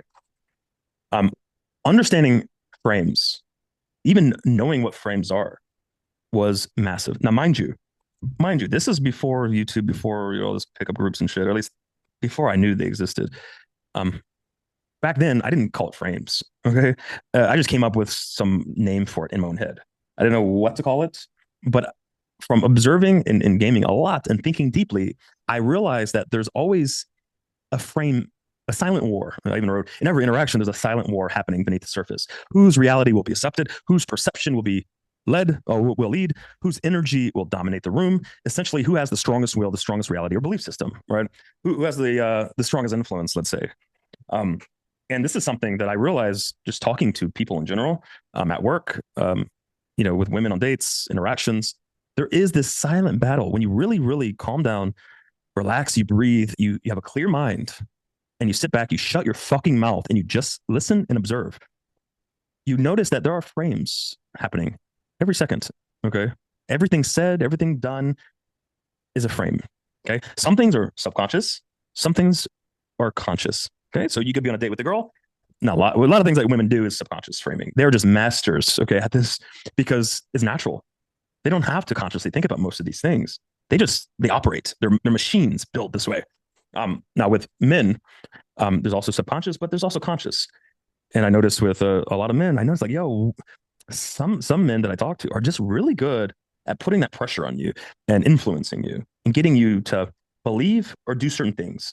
I found that very interesting that, when I was learning this stuff, that I was pretty good at it, but some people were better than me. Right. And I thought that's very interesting. Why are they better than me? How are they better than me? And this is something I dived really deep into. All right. I dived very, very deep into this. So when I really started to think about every action or word as a conscious or subconscious frame or motive, like there's a motive behind everything that we say or do, whether it's on purpose, whether there's a conscious reason, motive, or it's subconscious. There is an objective. There's a motive. Okay. Now, you could lead that frame battle, okay, or you could submit to the will of other people's realities and their frames, okay. Sometimes it's in the middle, right? Some people completely submit to other people's reality and their framework. There's some people that are just fucking masters, and they dominate the narrative. They dominate the reality. I mean, you could just look at Donald Trump. I've never seen anybody with a stronger frame than Donald Trump. And I remember in 2016. I'm listening to him speak, and I'm going through all his speeches and everything. And I realized this motherfucker, like people are calling him retarded or stupid or this or that, but I saw past it. This motherfucker, he's speaking very carefully. He's communicating very, very, very carefully. Everything he's saying or doing, in the way he's saying it, he's trying to create a narrative. He's trying to emotionally impact you. So not only is he trying to communicate very carefully, and kind of create a reality for a large amount of people to talk about, a narrative, which he does like every fucking week. He wants you to feel. He wants you to feel. He wants to spike your fucking emotions. And he found ways to do this through the media. He found ways to do this through all the frames that he sets. the way he's framed everything, the way he says everything, he is very calculated and he knows how to spike emotions and he knows how to spike the emotions that he wants. And it's absolute frame mastery. And for everyone to think he's not doing it, to not realize he's doing it, he's a fucking idiot. It's even more mastery. Okay. Like this is it's worse if everyone thinks they're doing something. It's like, oh, okay, the gig's up. We know what you're trying to do. But to do it and to have other people think that you're just a crazy person is incredible. Amazing. So he's a master at frame control. Look, Patrice O'Neill, also incredibly strong frame. Watch his interviews with other women on his radio show. There's like interviews with women and porn stars and so forth, or other men, simps. He has a very strong frame and he forces his reality and his belief system onto other people. And well, they respect and love him for it and hate him at the same time, but he brings people around as well. And if they don't, who gives a fuck? Okay. It's beautiful to watch. So like Patrice O'Neill's, Donald Trump, they're very good at this. Um, so, sort of like, where do you start? Like a lot of people ask like, well, how do I learn this? For most people, the best thing to do is to actually just start thinking about this. Most guys don't think about frames. They don't think about every frame that's being set consciously or subconsciously. And what's the motives behind it? Okay. They don't think about this. And they don't think about it in a very tedious sort of micro way, let's say, right? It's just sort of like, it's very surface level, generalized. What is going on here? Now you got to go deeper. And if you walk away from every interaction with a guy or a girl or any situation, and you think about what frames are being set here, right? What are they trying to set? What do they want? What do they want me to feel? What do they want to get out of me? When you start thinking that way, you can now really start to think about, what do I want? What frames do I want to set? What do I want to get out of this dynamic? What do I want this person or this group of people to feel? What exactly do I want them to feel? What do I want them to perceive about the situation, about me? What reality am I bringing these people into? And how do I do it? So now you start to shift that focus over to, okay, I'm going to be on the offensive. I'm the one that's going to impose my frames, my reality onto other people in other situations. And how do I do that? Right? Like for what? Like Trump, his way is the way he communicates, his wording, everything, but don't know that I'm actually doing this on purpose and where I'm trying to go with this. Right? You see the media and the liberals are like, oh my God, what is he doing? He's trying to start a nuclear war and do this. It's like, you fucking retards. They're emotional. They're so emotional. They can't stop, think, compose themselves enough to actually see logically what the fuck he's trying to get, what his end goal is. Right. So once you start to think about these things a lot deeply every day, motherfuckers, not one time, not 3 times in a fucking month. Okay. Every fucking day. Now, when I say everyday tedious work for everything, there are certain aspects of everything I'm talking about that I went through different stages or journeys, right? So like maybe frame mastery I focus on for a short period of time, where that was my main focus and so forth, right? So look, divide this up the way you can. Hyper focus on one particular aspect I'm talking about for a period of time, 30 days, 60 days, 90 days, 3 months, 4 or 5, whatever. Okay. So you figure this out. Yeah. So look, women are naturally submissive. They're followers. Okay. Women will follow a man with a strong frame. In my 20 years of experience, nothing is more fucking truer. And for the men who has never experienced women following them, submitting to them in every way possible, you don't have a strong frame. Sorry, the end. You don't have a strong belief system. Okay. You don't have frame mastery. You don't have emotional mastery. But you have a weak frame. The end. That's the way it is. Having a strong frame puts them at ease, by the way. Okay. As long as they can kind of buy into your reality and what you're trying to do, and they trust you, they could let go completely and just follow. They follow. That's what you want. You're a man, right? You want to be a fucking man, or you want to resort back to the situation where you marry some fucking feminist, fat fucking bitch who takes over your life and then tells you what to do every day, makes you fucking clean, right? Has open relations, sucks some fucking dick on the side. That's a weak frame. That's a weak man. Okay. A man with a strong frame, that would never happen. The end. Strong frame is centeredness, groundedness. If you have a strong belief system, identity, a purpose, it's a lot easier to have a strong frame. If you don't have those 3 things, it's very difficult to have a strong frame. And if you don't have a strong frame, it's very difficult to be centered and grounded. Dominant frame, she's able to calibrate to your world. Yeah, like I said, safety and stability. Masculinity at its core is about creating order from chaos. Okay. Now, women live in a world of chaos, of emotions. Like it's just up and down. with my main girl, I could see where normally women in other situations with other men would just be crying all over the place nonstop. I could sense it happening. It's just the way of the feminine. It's how women are. Their emotions are up and down, and nothing ever makes sense. Like if you ever talk to a woman when she's crying or she's upset about something, like what's going on? She's like, oh, like if my girl cries or she's up and down, I ask her what's wrong. She goes, I don't know. And I go, well, think about it. She goes, you hate me. I go, what are you talking about? Like, I don't. Nothing makes sense. Okay, you gotta have a strong frame. You gotta be her rock. And emotionally composed as well. You can't be bitter or upset or I do everything. It's like chill out. She's a fucking woman. Relax. They do this. They go up and down. Stay chill. Keep a strong frame. She'll get over it in 5 minutes. Okay. The world tests you with rejection, curveballs, emotions, pressure. Okay. You need to have a strong frame. If you lose your frame, you start reacting. Right? You're not on the offensive. You're on the defensive. If you hold your frame, you start leading. It's that simple. Again, any questions around this shit? Always put in the fucking chat. Yeah. Okay. Signs you have a weak frame. You explain yourself too much. Okay. Which I hear a lot of you motherfuckers in your interactions. The good thing is the members that are in this group for a good period of time. Yeah, you're here for a year or so. You don't have this problem, right? But the newer members, the guys who aren't part of the group, they all do this. They explain themselves way too much. You seek your validation. Again, this is something that most men have. Most men have it. Even if you're incredible, you're great at game, there's a level of needing a woman's validation. And really, I think freedom is when you get to the point where you don't need a woman's validation whatsoever. And I have to say, I feel like that is something that's hard to get to the level of not needing any woman's validation whatsoever. I feel like that takes a long time, and that's okay. Years, like 10 years. You react to her moods, not ground them. Yeah, exactly. She's moody. She's feeling this, that. You're bitter, reactive. You're playing into it instead of finding ways to ground her emotions. And look, she'll respect that. She'll love that, and she'll be much happier in the relationship. You change your opinions to avoid conflict. This could be with women. This could be with other people. I know some of you guys have this. Some of you guys have no problem with this. We try to be agreeable and avoid conflicts. And I have some students that are going through this. I gave them some homework for this as well.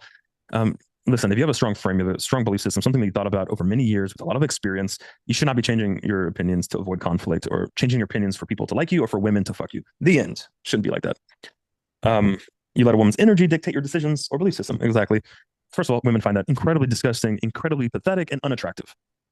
They may challenge your belief system or your decisions. They may even fucking push back on it hard, fucking core, aggressively. But at the end of the day, they are attracted to and are drawn to and respect men that stand their ground and essentially fight for their belief system. Okay? Fear controls you and how you operate. Yeah, if fear, I'm not saying you should never have fear. I'm saying fear should not always control you, your decisions, how you operate. You should face your fears and make decisions in the face of the fear if it's the right decision, the right action. That's very important. And that's something that you have to work on all the time when these situations come up. It takes time. So like homework, establish your identity, purpose, and belief system, commit to it. Again, this is going to be important for frame control, all right? Frame mastery. You need to establish your identity, purpose, belief system, gain experience. After interactions with girls, friends, coworkers, whatever, write down the frames that were set, that were rejected by you or the other person, the frames that were changed by you or the other person, or that were accepted. Essentially, it's a little bit easier to think about the other person and what they're trying to do. What do they want? How do they want you to feel and to think? What were their motives? What were they trying to do? Was it conscious or was it subconscious? Sometimes I could tell when someone is doing things subconsciously and when they're doing it consciously, right? What is their motive? What is compelling them to act in this way? Think about this all the time. Look, bro, I did this homework for years. I am programmed and fucking wired. I cannot help but think about these things. I can't help it. I can't shut it off.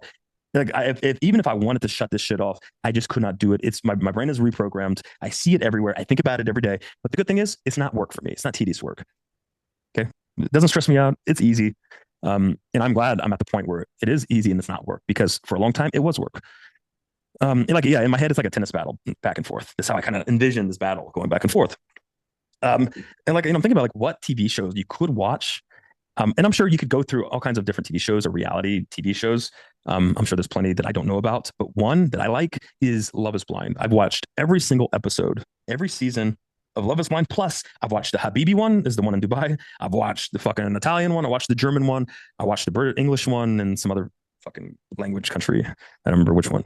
Um, and I love these episodes, this show. If you don't know what it is, they put men and women in rooms, and there's a wall separating. They can't see them. They don't know what they look like, anything like that. And they go on these like blind dates, essentially. They all fall in love, and they meet every once in a while in these rooms. And at the end, they propose marriage. And sometimes they get rejected. Sometimes they say yes. And then they go to essentially a honeymoon where they finally meet in person each other, right? And they live there, and that's documented. And at the end of the show, there's weddings, and they go up and they have a priest. The family's there, and by the way, the family usually have no idea what's going on. Like they think it's a real fucking wedding. They're confused, and they one says yes, the other says yes, or one says no. One's heartbroken. Why not? And of course, I think if you get to the end of the show, you make more money. So I think there's also incentive to make it to the end. So essentially, it's kind of like make it to the end, make your money. You could say no, leave, or you know what, you could say yes and get married, and they actually get married. But this is a really good show because there's always frames being set back and forth, and also this dating, this is attraction. You know what I mean? You could see like which women are not really into which guys, and what frames are being set, and the girls are like, you're not a Trump voter, right? And the guy's like, oh no, I would never. It's like, okay, this is very interesting. Okay, I love this. So I watch this with my main girl, and I will. I'm sure it's really annoying for her. I just spend the entire episode breaking down everything that I see, and I love it. Watch this shit, okay? I may fucking do some live streams, some watch parties in the Mastermind where we just watch a whole season. I think that would be really interesting. Catch yourself when you had a weak frame. Write it down. Visualize an alternative path, okay? You give in, weak frame. Well, guess what? Let's write it down, learn your lesson, and visualize you doing the opposite. And what would that look like? I think that's important. Thanks for the stream. I've been going up and down emotionally, and the stuff that you have so far talked about has made me start to think about how to change my behavior. Absolutely. Bro, I'm giving you guys the fucking cheat code. I'm giving you guys the fucking cheat code, like just the blueprint and the framework of absolute success here. Okay. And look, in the next 2 or 3 live streams I'm doing, there's going to be even more cheat codes. Like this is worth so much fucking money. Holy shit. You guys, $69 a month. Are you fucking kidding me? Oh my God. By the way, Dan B looked at this shit and said, you should be charging hundreds of dollars per month. Like this is too fucking cheap. You guys don't deserve it. All right. Bold. I like it. So our title, bold or indifference. Okay. Bold or indifference. Let me see. Hey, David. Hey, Oh, man. Sorry to interrupt. yeah. Can we ask the question right now, or should we wait until the end? Oh, Sorry, I joined late. let's just write it in the comments, and then at the end we could do questions. All right. Yeah, Thanks. no problem. Be easier that way. All right. So bold or indifference.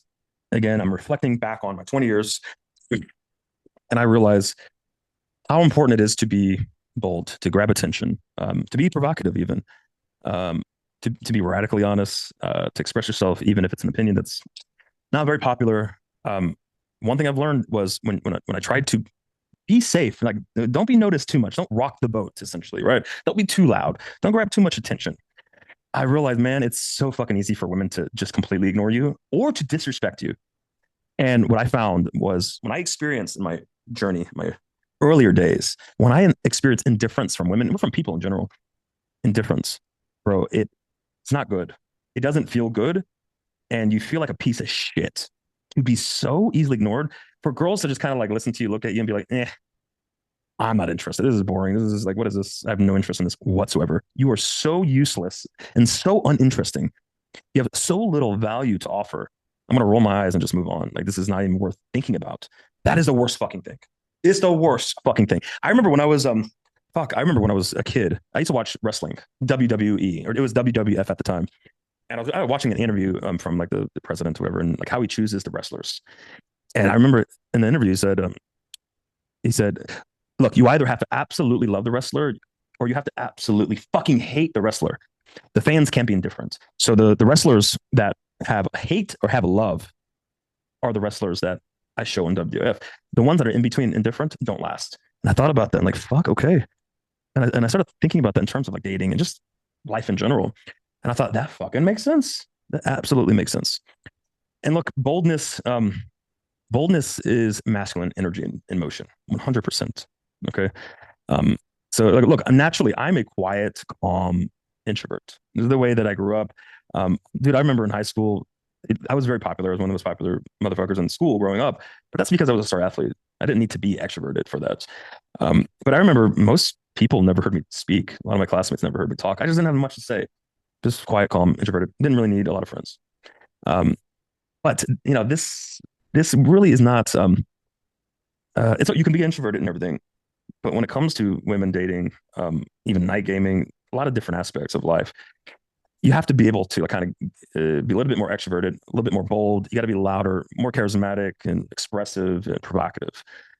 So that's something that I had to learn. I had to develop that part of me over many years. It's not a natural part of me.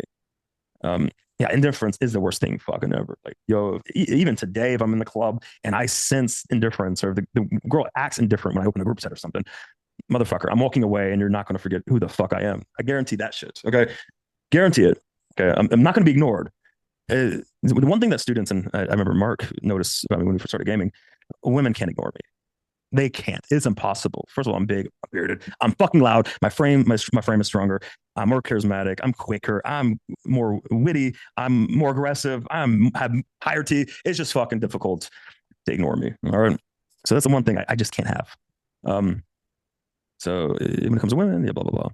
And look, sexualizing. I'm sure you guys have realized by now. You've been in the group long enough. You're trying to sexualize, or you're learning to sexualize. Sexualizing is a bit bold. It's just most guys don't sexualize, especially verbally. They don't do it. So sexualize in itself is a bold fucking thing. And look, boldness is in line with risk taking and confidence. Asserting yourself, unpopular opinions, decisions is a form of boldness. Boldness stands out. It's harder to ignore or show indifference towards, whether they hate you, whether they love you. Okay, it's going to be one of the two, but they're going to respect you. Okay, boldness requires being able to take on pressure. Okay, even potential negative consequences. Okay, but boldness is calculated risk with conviction. It's leaning forward when everyone else is holding back. Okay, be the initiator of tension of emotions. Okay, don't let's not be an NPC. Let's not be submissive.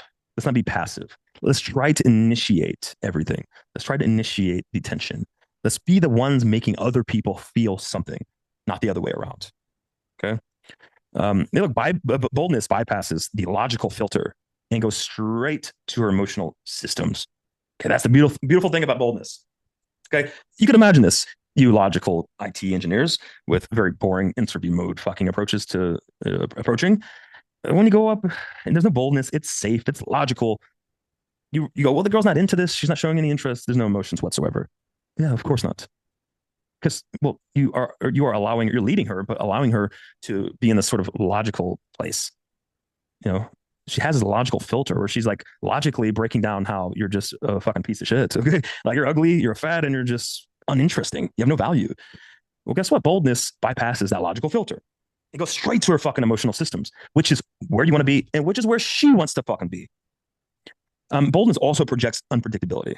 You know, like if you have a reputation for being bold, provocative, and all that, the girl's always going to think this motherfucker, David, could do literally anything. Like, who knows what he could do? He could be spontaneous and make any decision, go anywhere in the world. He could do anything. He could leave me. He could fucking just disappear. Who the fuck knows? We don't know what he's going to say, right? Who knows? He could turn. No, I'm not going to say that, but you know, who the fuck knows? But guess what? That is what you want. You want women to be like, yeah, this guy is fucking unpredictable and bold. He's interesting, right? I feel something with him every other day, every week, whatever. This is what you want. Look, with your fucking life, because most of you are indifferent. Like women just are indifferent to you. To be fair, like I listen to your infields. I see you in person. A good percentage. I'm not saying all of you, obviously not, but a good percentage of you are just really indifferent to women. Like you're just a wall. You're just a leaf that blows right by. Who cares about you? You mean nothing. You make no impact on her life, on her day. No emotions. You're really nothing. Why would you want to be that? I don't know. And it's very easy to not be that, by the way. It's not that fucking hard. Just don't be that. Say provocative shit. Speak louder, right? Take risk. Just think about, okay, what's the, if you're going to say something, you're going to frame something. What is the bolder version of what I'm about to say? This is a very simple question. What is the bold or provocative version, framing of what I'm about to say or do? Then, if that's what you do every day, it's very difficult to like stay in this like indifference place. If you have questions about to put it in the chat. All right, we got some homework. All right. So look, every day you hold back is a missed rep to train your boldness. Okay. To internalize it. We talked about consistency every fucking day, immersion into whatever it is you're trying to do every day. Don't miss reps. It's just like the gym. All right. Just like training at the gym. You want to get to the point where you internalize this, just like how I think about frames. I can't help but think about every frame and every situation all the fucking time. It's just my brain is programmed. I've internalized it. Okay. Practice framing things, like I said, to make it bolder or more provocative.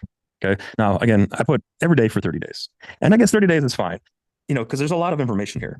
You could, with this live stream and also the next couple presentations I will be doing in the near future, if you just slice up everything into, let's say, minimum 30 days, maybe 60 days, have a little bit of patience, right? Maybe 90 days. If you slice all this shit up into 30, 60, or 90 days, and you're focusing primarily, I'm not saying do nothing else, but this is sort of your primary focus. If you slice this up, you're going to be in a much better place in 12 months. And I know 12 months sounds like a long time. Trust me, there's guys who have been doing this for 10 years, 8 years, and they're in a horrible place. Horrible. 1 year, if I got to get to the place where you guys could get to in 12 months, I would be so fucking happy. I would have been so happy. So every day for 30 days straight or more, do or say at least one bold thing. Like I said, like send high risk texts, express offensive opinions. This is something that I have some students where they're so afraid to offend women. Okay. And I'm like, yo, offending women is hilarious. Okay. Like when I say offend women, like you just express offensive opinions.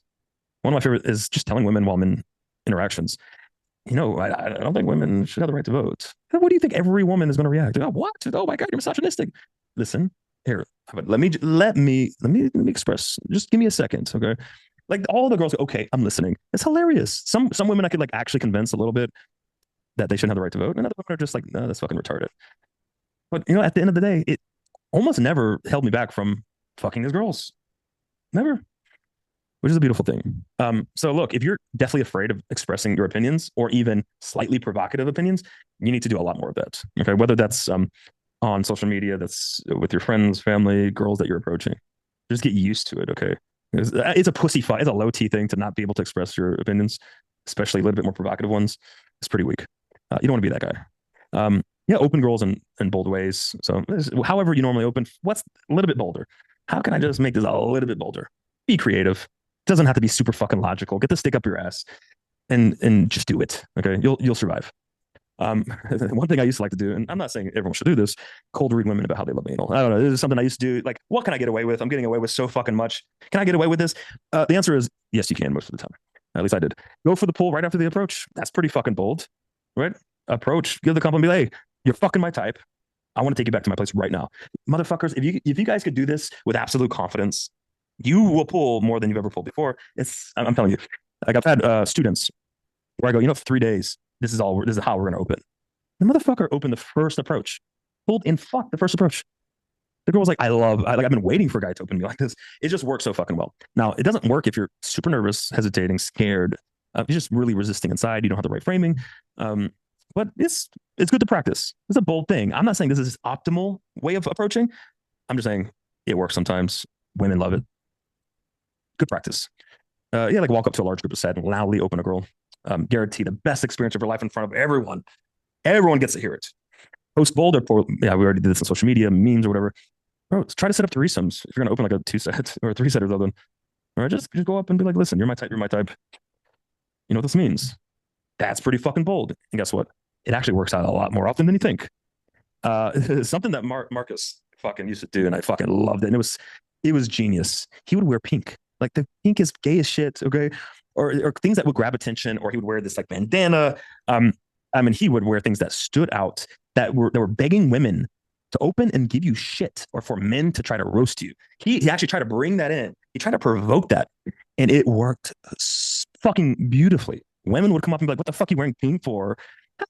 Men would come up and think they could amog because he's wearing pink or something, and he would demolish the amog in front of the fucking girl and just build so much attraction. And he had so much fun doing this. I had a lot of fun watching this. I was like, yo, this is hilarious. Like he was just provoking women and men left and right. And guess what? If you could take on that pressure and deal with this shit, you just build attraction so fucking quickly. It's amazing. And like you could do things that are a little bit more extreme. Okay. Like I know some of you guys just can't do it. Like take a trip to an ultra fucking conservative country and go cold approach. Okay. Go to Kyrgyzstan, have fun. Okay. So you could do things, you could come up with other challenges that some of you are able to do that I know a lot of you wouldn't be able to do because of work and whatever else. Just come up with things. Let's see. I can't see what this is. Radical honesty. All right, radical honesty. It's kind of like the point of being bold, but I should fucking put this out here. Because most guys are afraid to speak their mind, to express their opinions, desires, goals, thoughts. And look, if you can't do this with women, I'm sorry. Like you're only going to get so good at this. You're only going to have you know, relationships that are it's just really the average relationship with like most people, at least in the Western world. Women can't respect you. The women can't follow you. It's just not going to happen. You're just a pussy. You're just a bitch, and you're going to collapse at some point if you can express these things openly, unashamed. That's just the way it is. So this is sort of like a prerequisite to getting to the level that I know everybody wants to get to with women, building attraction and within relationships. This is a prerequisite. You just need this, period. And look, you're a slave to yourself and others, women, men, family, friends, doesn't matter, society, whatever you want to call it. You're a slave. If you can't be open and honest about the things that you want to express, that you believe is right, your opinions, that you want to do, your goals, you are a slave. And I understand how that feels because I also once was a fucking slave. And when I was able to kind of break out of the shackles, I finally understood what real freedom felt like. And I didn't realize that I was a slave, that I was in shackles. I didn't realize that until I tasted freedom. Then I realized, this is freedom or self-love or whatever you want to call it. You know, some people call it self-love and blah, blah, blah. This is true, genuine freedom. And it's better than fucking 100 hot women. Okay. It's better than fucking 100 models. This freedom, nothing tops it. Okay. And I know a lot of you understand what that feels like. You're being held back. There's a part of you that wants to come out. You know what I mean? You feel it bubbling up, boiling, and you're too afraid. There's too much fear, or you just don't know how to get out of it. You don't know how. And I know most of you feel that way. Uh, but we could talk about that part in another live stream a little bit more deeply. Look, you may get backlash. Some people won't like you. Who gives a fuck? Who gives a fuck? Some people should fucking hate you. Okay. Now, I'm going to talk about being likable and everything. Yes, you want to be likable. But look, when I mean some people won't like you, I don't mean you're just really a piece of shit. You're annoying. You're self-centered. I don't mean that. I mean your goals, what you're trying to achieve for yourself, your opinions, maybe slightly provocative opinions on things. There are some people that will be triggered by it that won't like it. Get over it. Fuck them. The goal isn't for everyone to love you. Okay. Right. There are some really shitty fucking retarded people out there. And if those people don't fucking hate you, that you're doing something wrong. Straight up. But look, more people respect you, even if they a little bit triggered. Like all my girls, they respect me, they want to be with me, they want to fuck me, but there is a little bit of this guy frustrates me. I fucking hate him a little bit. And like if your girl doesn't hate you a little bit, a little bit like this motherfucker, you're doing something wrong, and it's going to lead to absolute total destruction of the relationship. Women may not like what you're saying, but they feel secure. This is a very important fucking point. And I got so much feedback over the years from women about this. Like they verbalize this word for fucking word. They're like, you know what? You may not say things that I like. You may say things that kind of hurt. It hurt to hear. The truth hurts. But I feel safe, secure, and comfortable knowing you'll bluntly say what you want and what you think and what you feel. That I feel secure and safe. That I can rely on you in that way to be consistent. And that actually builds comfort. That is comfort. That is comfort. You could do this in a 5-minute interaction, by the way, when you first meet a woman. If she gets to the point where she goes, yo, this motherfucker, you know what I mean? Like he's not going to say things that I want to hear. Okay. He's willing to lose me to kind of stand his ground on his opinions and what he wants.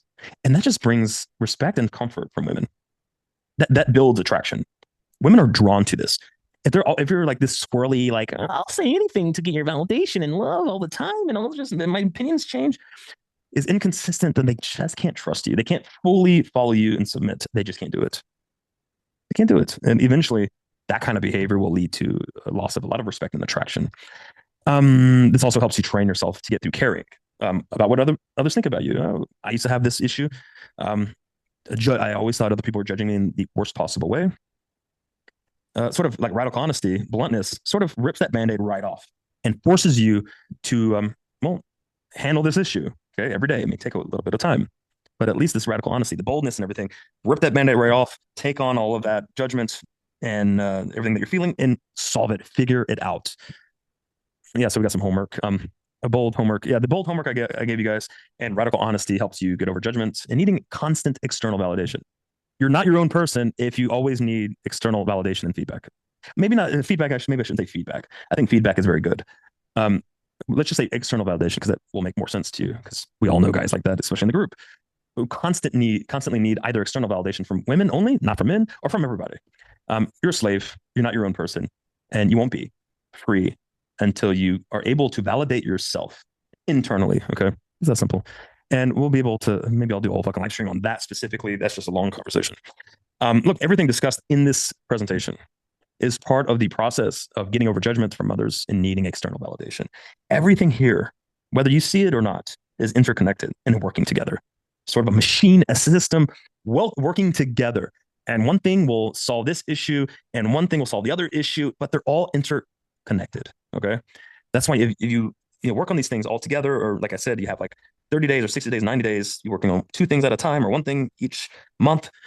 If you knock this shit out one by one, a lot of things will fall into place. Things that you're not specifically focused on, that's a big sticking point, disappear right away. It's crazy how it works. We don't know exactly what that's going to be, but guess what? If you have the system going and you're consistent, a lot of things are interconnected, working together, and you'll get over a lot of issues. Okay. Yeah, like the more bold and radically honest you are, the more you solidify your identity, belief system, your philosophy, and strengthen your fucking frame. Like I said, interconnected. This is, I should sell this in a fucking product. Okay. I should sell this in a product and charge a lot of money for this. But here's the system. All right. Next. By the way, I wrote down like 40 different things, but I just put down sort of the top, was it 15 or 14 things? And I think I'll do a part 2 and do the remaining, 30 things or whatever, 25 things. Emotional mastery, fucking important, super fucking important. And I think this deserves an entire fucking live stream for 5 hours straight. Okay. Because it's super fucking important. And I look, women are very emotional by nature, naturally emotional. You shouldn't be as emotional as a fucking woman. Okay, I'm shocked and surprised when I talk to my girl, my main girl, and I'm with her every day, and then I got to deal with a lot of you motherfuckers. Not all of you, okay, not all of you. When I say this, just, you know who you are. Yo, she is far more emotionally composed and strong than a good portion of this group, and that's okay. We all have to start somewhere. But we also have to acknowledge the fact we're emotionally fucking weak, and we have to master this. Okay, like that's the first step. Right? It's important. But a lot of guys will save or protect their ego, will avoid doing anything to get over their emotional issues, okay? And to master their emotions, because some things you have to take on head on, and it hurts your ego a little bit, okay? It's tough, it's hard. And this is sort of where even the best guys, I wrote some of the top guys in game that I know, okay? Some of the best guys where I go, this is the best motherfucker in game, fell apart due to their lack of emotional control. They could not master their own emotions. Great at game. They could pull every fucking day. They could pull. They're fucking geniuses. But guess what? They're weak emotionally. Weak. Terrible. And it's just a matter of time before they just fucking collapse. And everything they worked hard for just collapses, falls apart. It's all years and years of work gone. They can't get into like relationships. They can't get into one relationship. They can't get married. Their marriages will collapse. It's like, well, what's the point of all this if you can't even have a relationship with a woman, like long term, let's say? I don't mean like an exclusive relationship. I'm not even saying that. Yes, that too. I'm talking about even we've been, I see my girl 3 times a week. I've been seeing her for 3 years. Not close. Maybe it's close on her part. Whatever. You can't even do that because the girls just get to you, and you just can't withstand the pressure, and your own ego and identity gets questioned and collapses with a little bit of pressure from one fucking woman. This is not good. And I see a lot of guys in the mastermind as well that go through this. And I would say a good portion of just the average population in general, they have no emotional fucking composure. So even, like I said, even if the top guys that you may know that have respected, even if these guys can't master their own emotions and collapse, fuck, this is something you need to focus on. Okay. And we won't be able to work on that in this live stream. That'll be another separate live stream. Yeah, like I said, like you could be great at picking up women, but absolutely fail in relationships or any longer dynamic. Women directly and indirectly test your emotional stability and composure under pressure. By the way, this is so much easier to do in a cold approach interaction. This is easy to get a pool closed, done. Maybe get a couple extra meets after that, little fuck dates. That is much easier to withstand their tests, direct and indirect tests on your emotional stability and composure. That's easy. Do that every day. Spending all day, every day, 3, 4 times, maybe every day. I don't know if you're in a relationship and you're living together. Even if it's 3 times a week for a year, yeah, that's much tougher. I'm sure everyone's experienced this, right? It's much harder. And even if you're a top cold approach guy, you go out and pull under fucking 3 minutes. Well, what are you gonna do? After 3 meets, you're a wreck with these girls. They demolished you, they own you. Not good. Um, yeah, once women find that crack, they never stop prodding until there's a full out fucking flood. And at that point, it's over for you. They'll never look at you the same. But this includes, handling rejection, handling social pressure, pressure at work, dangerous situations, life-threatening situations. Fuck man, I watch these Instagram reels, a lot of death videos, like thousands and thousands of death videos. But I get to see who handles like very dangerous situations under pressure and who's yelling, screaming, crying, frozen. The people, the men and women, by the way, who handle these pressure situations, life-threatening situations, dangerous situations, they're cool, calm under pressure, and they act quick, decisively. They survive like fucking 99% of these situations in my reels. The ones that die can't, they're slow, they freeze, they're emotional, they're crazy, they can't handle the pressure. They die, their arms get ripped off. I mean, it's fucking bad. So like for me, these reels are just like training me to like prepare myself for situations that could happen. Emotional weakness leads to irrational decisions, bad decisions. Everyone knows this. But I see it so much. And look, everyone's a victim to this to a degree. Okay. But let's try to limit, our poor, irrational, bad decisions based off of emotional weakness. Let's try to limit that as much as possible. Again, some of the best guys in game, top guys with women, make bad decisions. And they make bad decisions because they're emotionally weak. Okay. They're neurotic. They don't know what to do. They're just constantly in this cycle of pure just emotional fucking weakness. A cycle over it snowballs. And it's the only thing they can think about. And they make horrible irrational decisions. Emotional stability complements the feminine, right? Women are emotional and full of chaos. They need a strong masculine groundedness. They're rock. They need their rock. Okay? They need the rock. You need to be the order in their chaos, their storm of fucking chaos. And if you're not, well, you're fucked. All right. If you have questions around that, you put it in the chat. And look, when I was writing this, I was just thinking about a book I read, Stoicism. I'm sure a lot of you know what that is, but I remember reading a book that had a lot of great wisdom when it comes to emotional composure, emotional stability, being a man, all these things. There was so many great nuggets. And like one of the books, I don't remember the other books, but I'm sure you could go look up material and gain some wisdom in this regard. But like I read Meditations by Marcus Aurelius, and I was like, oh, this is some like a lot of things that I agreed with. Again, just like Patrice O'Neill, I heard Patrice O'Neill for the first time. I go, this motherfucker understands women. He understands game, and I agree. Like we shared the almost exact same opinions on a lot of things. Our belief systems are very closely aligned. Not everything. There's some things like he let his girl in like a couple swap. He would let his girl get fucked by another guy. To me, I'm like, that's not necessary. I don't need my main girl to get fucked by another guy because I just set up dynamics where they're loyal to me. Okay. And I go fuck other girls. It's that simple. But he didn't figure that part out, and that's okay. But for the most part, genius. Marcus Aurelius, same thing when it comes to a lot of beliefs I had at the time. Maybe some things I couldn't put into words. This book was very good. So I recommend giving that a good read. And there's other material as well around this, but this is a good place to start. It's pretty basic. All right. Fuck. This is a good one. This is a very important one, obviously.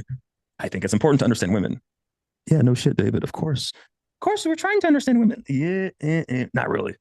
Not really. A lot of you are trying to understand women on the most surface level, like basic, generic way humanly possible, just so you could get by to potentially get some validation from women or to fuck, okay? A lot of you guys are kind of autistic in that way. Sure, you could do that, but ultimately, you're not going to become the ultimate man that you want to become. You're not going to become a fucking killer, a natural born fucking killer. All right. And one thing that helped me I thought about this like I was a philosopher. Okay, just sitting in my room or watching people watch. Like I used to go to the club and just watch dynamics and people and women, and just kind of observe and come up with theories and little cold reads in my own little head, and try to figure out what's going on. What is this girl thinking? I asked a lot of questions. Okay, and when I would ask a question, it would be like a very basic surface level question, and then I would ask another question. What is one level deeper? If I were to dive a little bit deeper into this question, what would that question be? And they go, "Oh, this is interesting. I'm thinking a little bit more about this." And then I go, "Okay, deeper, go fucking deeper." And I would think, okay, well, let me try to figure out what's a deeper question on this topic. Okay. And I would go deeper, and I kept going deeper and deeper, and that just expanded my mind, my mindsets, my mentality, the way I think about women, and the way that I view women or ask questions about women, dating, sex, everything. It opened up a whole nother world, and most of you guys don't do that. You stop. I know some of you guys do. Uh, there's a there's a few of you that are fucking geniuses at this, and you ask all the right questions with me, and you ask the right questions to yourself. And this is why I'm not going to say your names, but this is why you're the best in the fucking mastermind. Okay, and most of you don't even know who they are, but they're G's. Okay, and the one thing I've noticed with these guys, the top guys, is their curiosity and how they ask questions, how they think about things, how deep they go. That really separates them from what I perceive as like very autistic fucking, you may not be autistic, but you come across that way a little bit. So I think it's important to ask a lot of questions, to try to just try, like for many of you, and not all of you, just some of you, just try to understand women on a just at all, not even on a deep level. Just try to understand why they think what they think and why they feel what they feel, why they do what they do. Just try to understand. Just think about it. Is a good start for some of you. For other guys, you guys already do this. Now you just got to go a little bit deeper. And look, I wrote a bunch of. I had like 200 questions that could be asked. Or this is not like this. I just threw some shit out here really quick. There might be better questions and everything, but this is you get the gist, right? Like, what exactly creates sexual tension in her? All right. What subtle cues does she give off when she's turned on, but hiding it? What kind of man makes her want to submit? What emotional state is she addicted to in relationships? What moments from her past are shaping her attraction today? For example, this is something that I, for years, thought about because I realized there's a direct correlation between the girl's past, her upbringing or trauma, and what she's attracted to. This was like, I did a lot of cold reading, a lot of feedback from women. I just realized, their trauma or their past relationship with their father, their mother, growing up, there's a direct connection to sexual attraction. And if I could figure out a woman's past a little bit to get a good idea, then I know what she's sexually attracted to, and it makes the game a lot easier. There were times where I would do a cold read, and I would literally guess the girl's trauma and what age the trauma happened, and it would freak them the fuck out. Like, how the fuck did you know? Like, they'd be very suspicious of me, and I realized that cold reads can be a little bit too accurate, and it didn't work out very well with these women. So try not to cold read too well, especially when it comes to their past traumas. What turns her on that she's afraid to admit? What does she associate with raw masculine dominance? How does she view men who don't take the lead? Again, a lot of questions are about how women perceive. It's not what's right or wrong, what should be right or wrong, how things should be. It's about how women and specific women perceive reality. That's the most important thing. It doesn't matter when you're in front of a girl. It's all about how she feels and how she perceives you in the world. That's all that matters, not what's right and what's wrong. Okay, you have to understand this. A lot of very logical men don't understand this. It's not about what's right, what should be right. It's about how she fucking perceives the world, how she feels and thinks. Women and specific women in general. And you have to understand that. When does she feel the most feminine? Like, how does she view men who don't take the lead? That's something to think about when you're trying to improve leading. What's her internal dialogue? Fuck, how do I get this shit out of the way? Before she hooks up with the guy, like, what is she thinking? What's going on in her head when I'm trying to pull her for fuck date? That's interesting. What is she thinking about? What emotions must she feel to fully open sexually? What does he gets me? He just gets me actually mean to her? This is a good one because a lot of guys are like, she said he just gets me. I'm like, all right, what does that mean? What does it mean? I don't know. I talked about my favorite color. No, that's not what happens, right? That's not. Think deeper. When she says he just gets me, she means something else, right? There's an underlying message here. That's how women communicate. Women communicate in fucking weird ways. They don't communicate very directly. They communicate in code, in a foreign language that you have to crack the code. Crack the fucking code. If you could crack the code, by the way, if you could really crack the code, not getting pussy is fucking easy. Okay, and building attraction is very fucking easy. What's the difference between feeling desired and being used? What does chemistry actually feel like to her in her body? When she goes, I feel like chemistry. What does that feel like? Like, put yourself in her shoes. What does it feel like? What body language kills attraction instantly? This is good to think about. Guys, think about what my body language should be instead of, well, Are there certain body language that I'm possibly doing, even very subtly, that could be killing attraction? It's good to think about. Maybe nothing, but it's good to think about.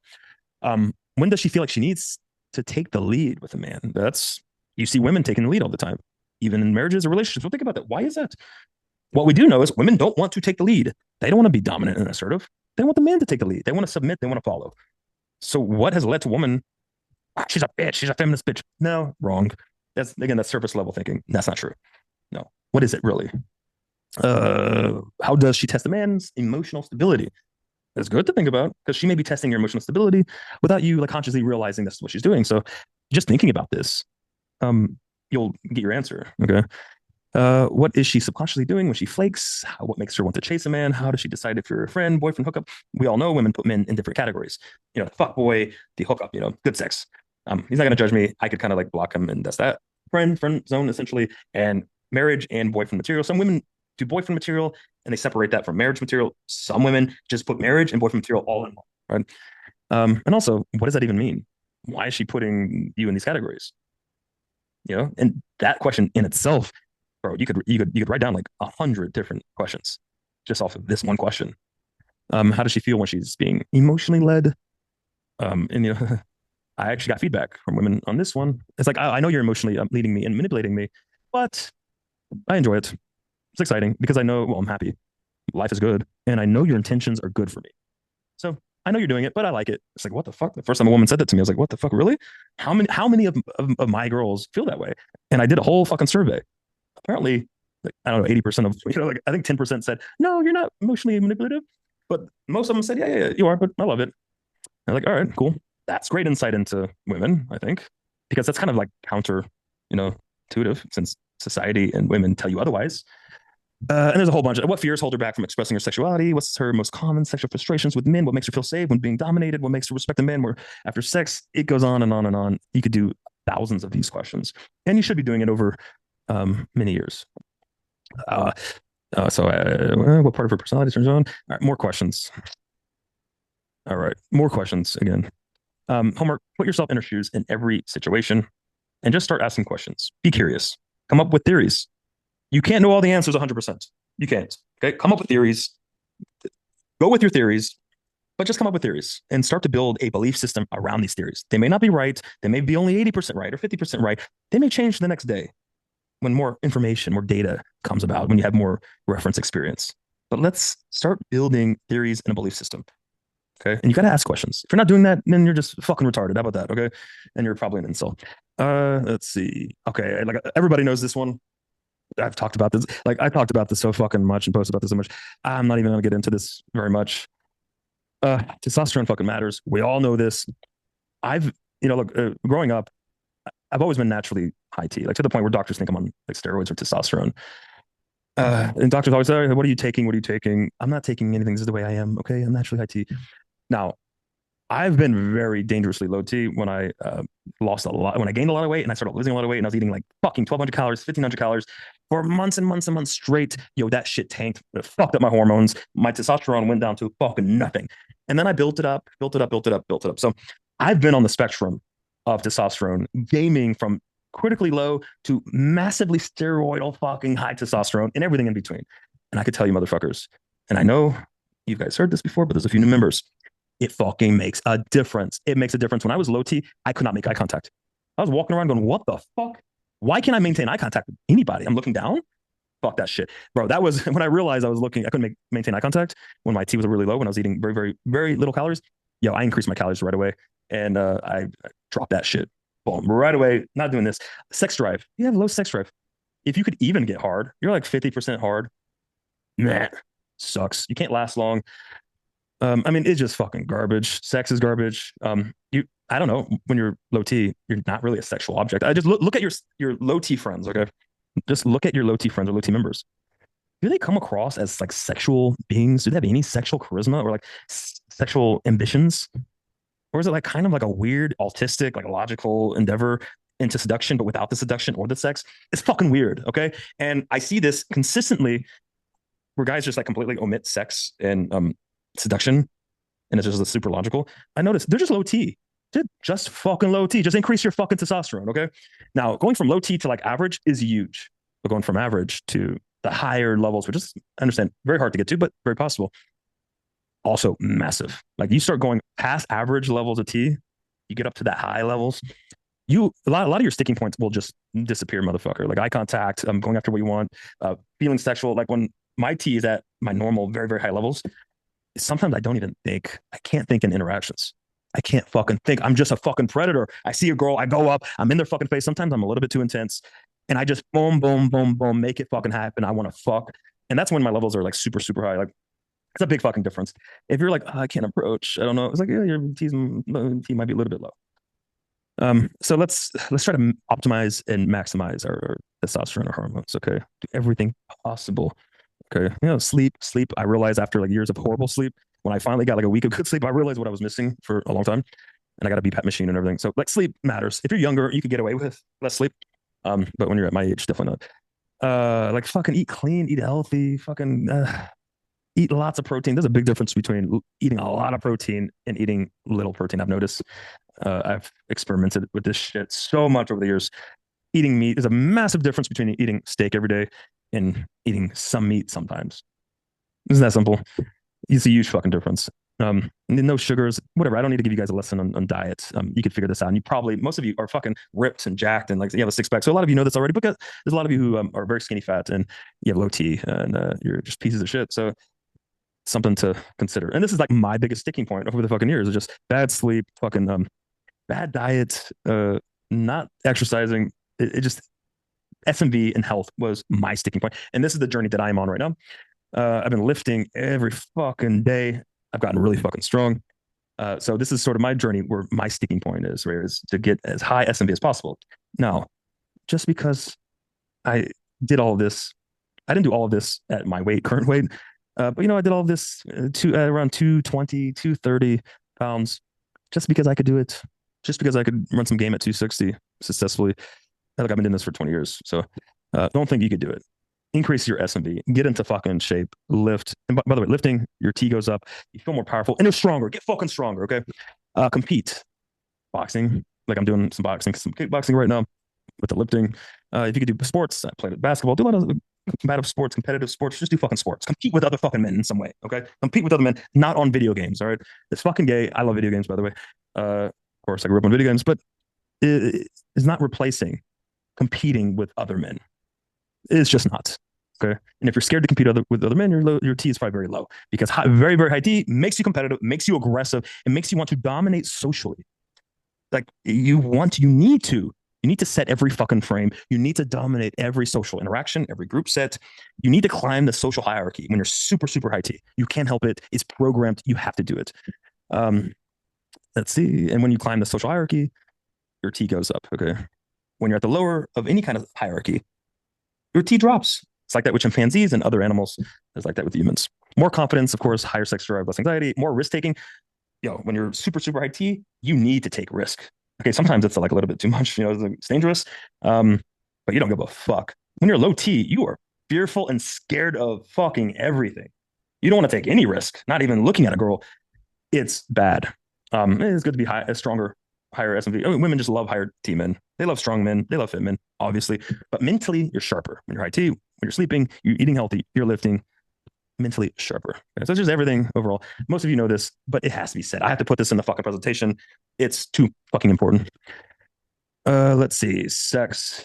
Yeah, we talked about being a sexual guy and, of course, testosterone. We all know this. If you're in the mastermind, you fucking know this, right? We all know this. But I learned a lot of lessons over the years that I had no idea about in regards to women and sex. I learned, I just like, what the fuck is this? One thing I've learned when I was like 18, I had no idea. I thought like men love sex and women were just being nice. Like this was sort of my like mindsets. I've learned that women are far more fucking sexual than men. Women crave sex. They crave sexual liberation. And the interesting thing is when I talk to men versus women about sex, I feel a lot more comfortable talking to women, not because they're women. It's just women seem far more fucking confident, natural, experienced, open about sex. Whereas a lot of men just come off like weird and awkward and creepy, nervous. I don't know. It's just fucking like, there's a gap here. There's clearly a need for experienced or sexually charismatic and open men that can also help women open up, right? and turn them on, give them some incredible experiences. There's a clear, huge gap. And I think me being able to sexualize interactions and openly sexualize and sexualize in a way that I sound competent and I have like sexual authority, and I'm non-judgmental, that is such a huge fucking value because most guys don't do that. The end, they don't. So when I go up and I sexualize, women go, "Oh my god, this is so refreshing. This is what I needed. This is like I hit the jackpot." Um, there's a gap here between just the average woman who's like yearning for this and men that are able to give it to them. So think about that. So when you're like, I shouldn't sexualize, I'm scared. Stop being a fucking pussy. Get over it. Let's go. Um, yeah, don't just focus on the logical aspects of approaching number closing and pulling. Again, like I said, there's like asexual like members like learning seduction without any seduction, which is kind of fucking weird. Learn how to seduce women. Start thinking about how to seduce them, how to turn them on. Right? Learn how to talk about sex. Build your confidence, your competence, your experience, and your comfort around everything sex. Okay, and I had to throw this in because it's pretty hilarious. Todd V, he's a coach of I don't know how many fucking years. This man is like 40 or 50 years old, and he can't even say the word pussy. He can't say the ghost vagina. It's fucking gay. I don't know. Like I can't. I personally can't trust any man who can't say the word pussy. It's just fucking ridiculous. And as a student, if I were one of you guys who wanted to learn game, there's no fucking way I would learn from a 50-year-old man who's too afraid to say pussy. It's ridiculous. Okay. He can't even sexualize. He's a seduction coach. He's a fucking seduction coach who can't teach how to seduce women. It's retarded. It pisses me off, actually. This is retarded, but it also shows how retarded some of you guys are. No disrespect. You guys found UMP, and that's great. But for the guys who are attracted to this, Jesus Christ, what are you doing? Like, even when I was 16, like, I was not so fucking retarded that I would go to a coach if they existed like that. It's irrational. Anyway, but hey, you made it to the mastermind. Good job. Respect. If you could spark sexual attraction, if you could turn her on, you could pull very fucking quickly. No other game, routines, lines needed. If you could approach, open, hook them, if you could spark attraction, you could spark sexual attraction, you could turn her on, and you see that compliance, that sexual compliance, that attraction, you can pull very fucking quick, and she'll be 100% down. All right. So I'm not saying you do this every interaction. All right. Sometimes you have to go through a full interaction and build value, of course. But there's going to be a percentage of interactions where you just have sexual attraction. You can build sexual attraction. You can turn around and you can just fucking pull. All right. I have one-on-one students that have been doing one-on-one with me in person for the past year, 3 months, 1 month. And this is something we hyper focus on. I have one specific motherfucker who never sexualized, who refused to. I taught him how to spark sexual attraction, how to turn her on, and just go for the fucking pull. Okay. The first week, this motherfucker, he pulled every day the first week during coaching. Every day, straight to home. Hot women. Now, he resisted for a long time, and he's like, I am so glad I stopped resisting. Listen to you. Exactly. Get your T checked, of course. Look, start researching sex, BDSM, read about female fantasies.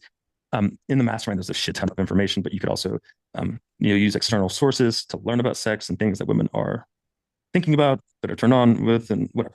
You got it.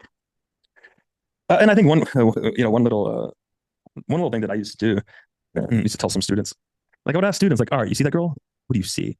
And it's too often it was just gay. I don't know. It was just fucking like, yo, it's a hot fucking girl with a nice ass and great tits, and you're over here. Oh, well, she's I don't know.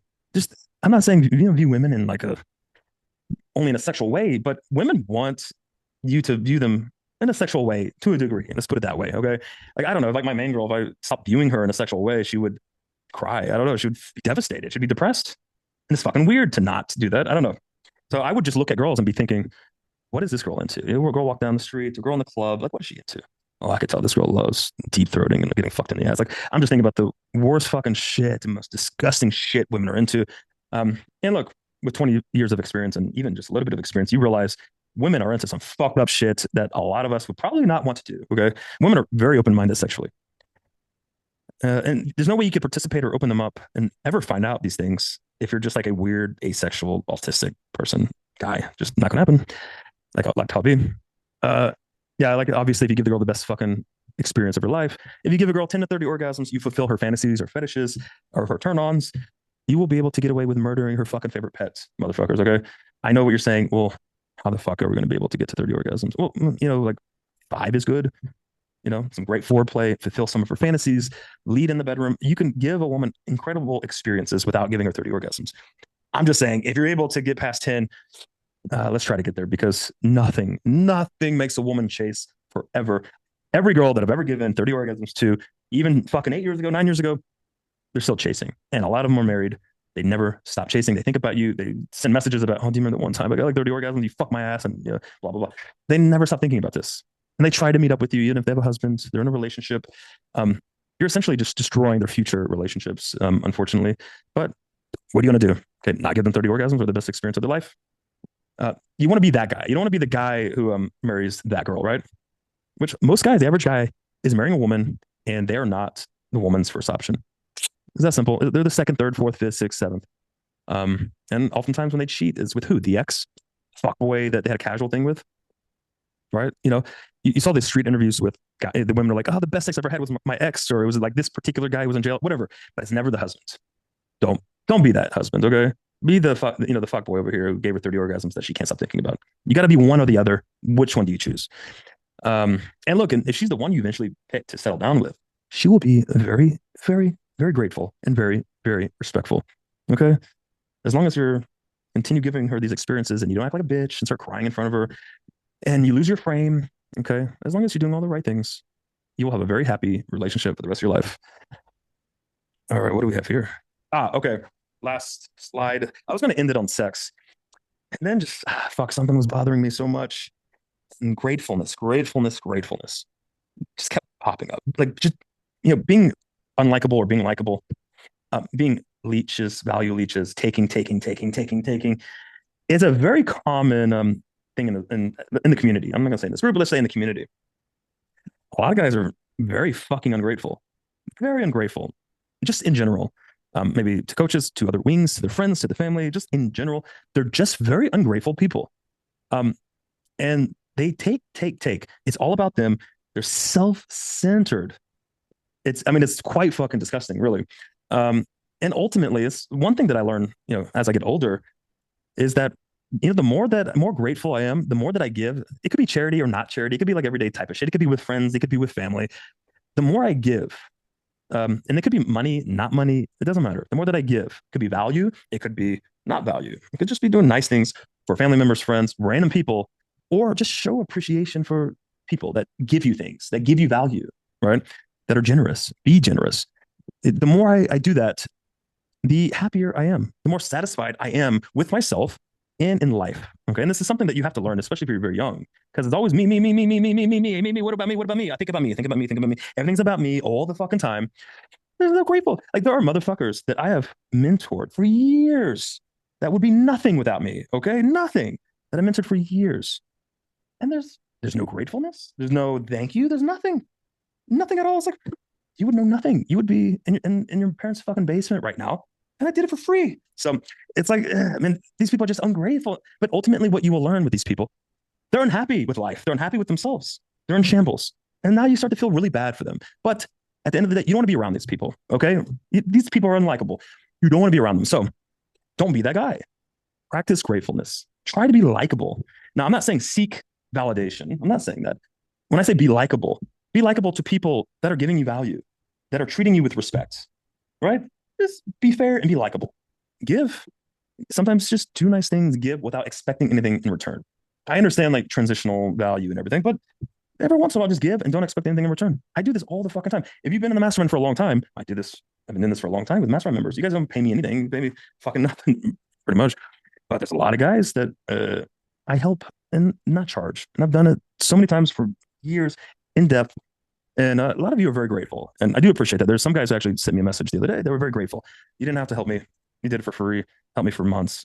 It must have been annoying. Thank you very much. I appreciate that. Like just appreciation and gratefulness makes other people want to give even more. It makes them want to be around you even more. So what I'm trying to say is this is good for your own happiness in life, like life satisfaction. And there's some like studies. I actually looked up some studies about this. There are studies that show people that give charity, that are gracious, that give, they're happier. Plain and simple. Much happier. They're happy with themselves and in life. And if you are that person, you need to reflect a little bit and change. You can change. Think about, are you likable? Are you fair? Are you just trying? Are you like some Indian guy, trying to just fucking constantly like, yeah, I know you gave me so much value, David, for years and mostly for free. Can I get a coaching call and get 80% off? Like, motherfucker, you make like $300,000 a month and you're trying to bargain with me. It is unbelievable. Like you're already getting a great deal. So, but there are other people like that aren't Indian. So just think about that. Are you likable at all? Like, do other people like you? Do you have friends and people around you that find you likable, enjoyable to be around? Do you give any value to anybody?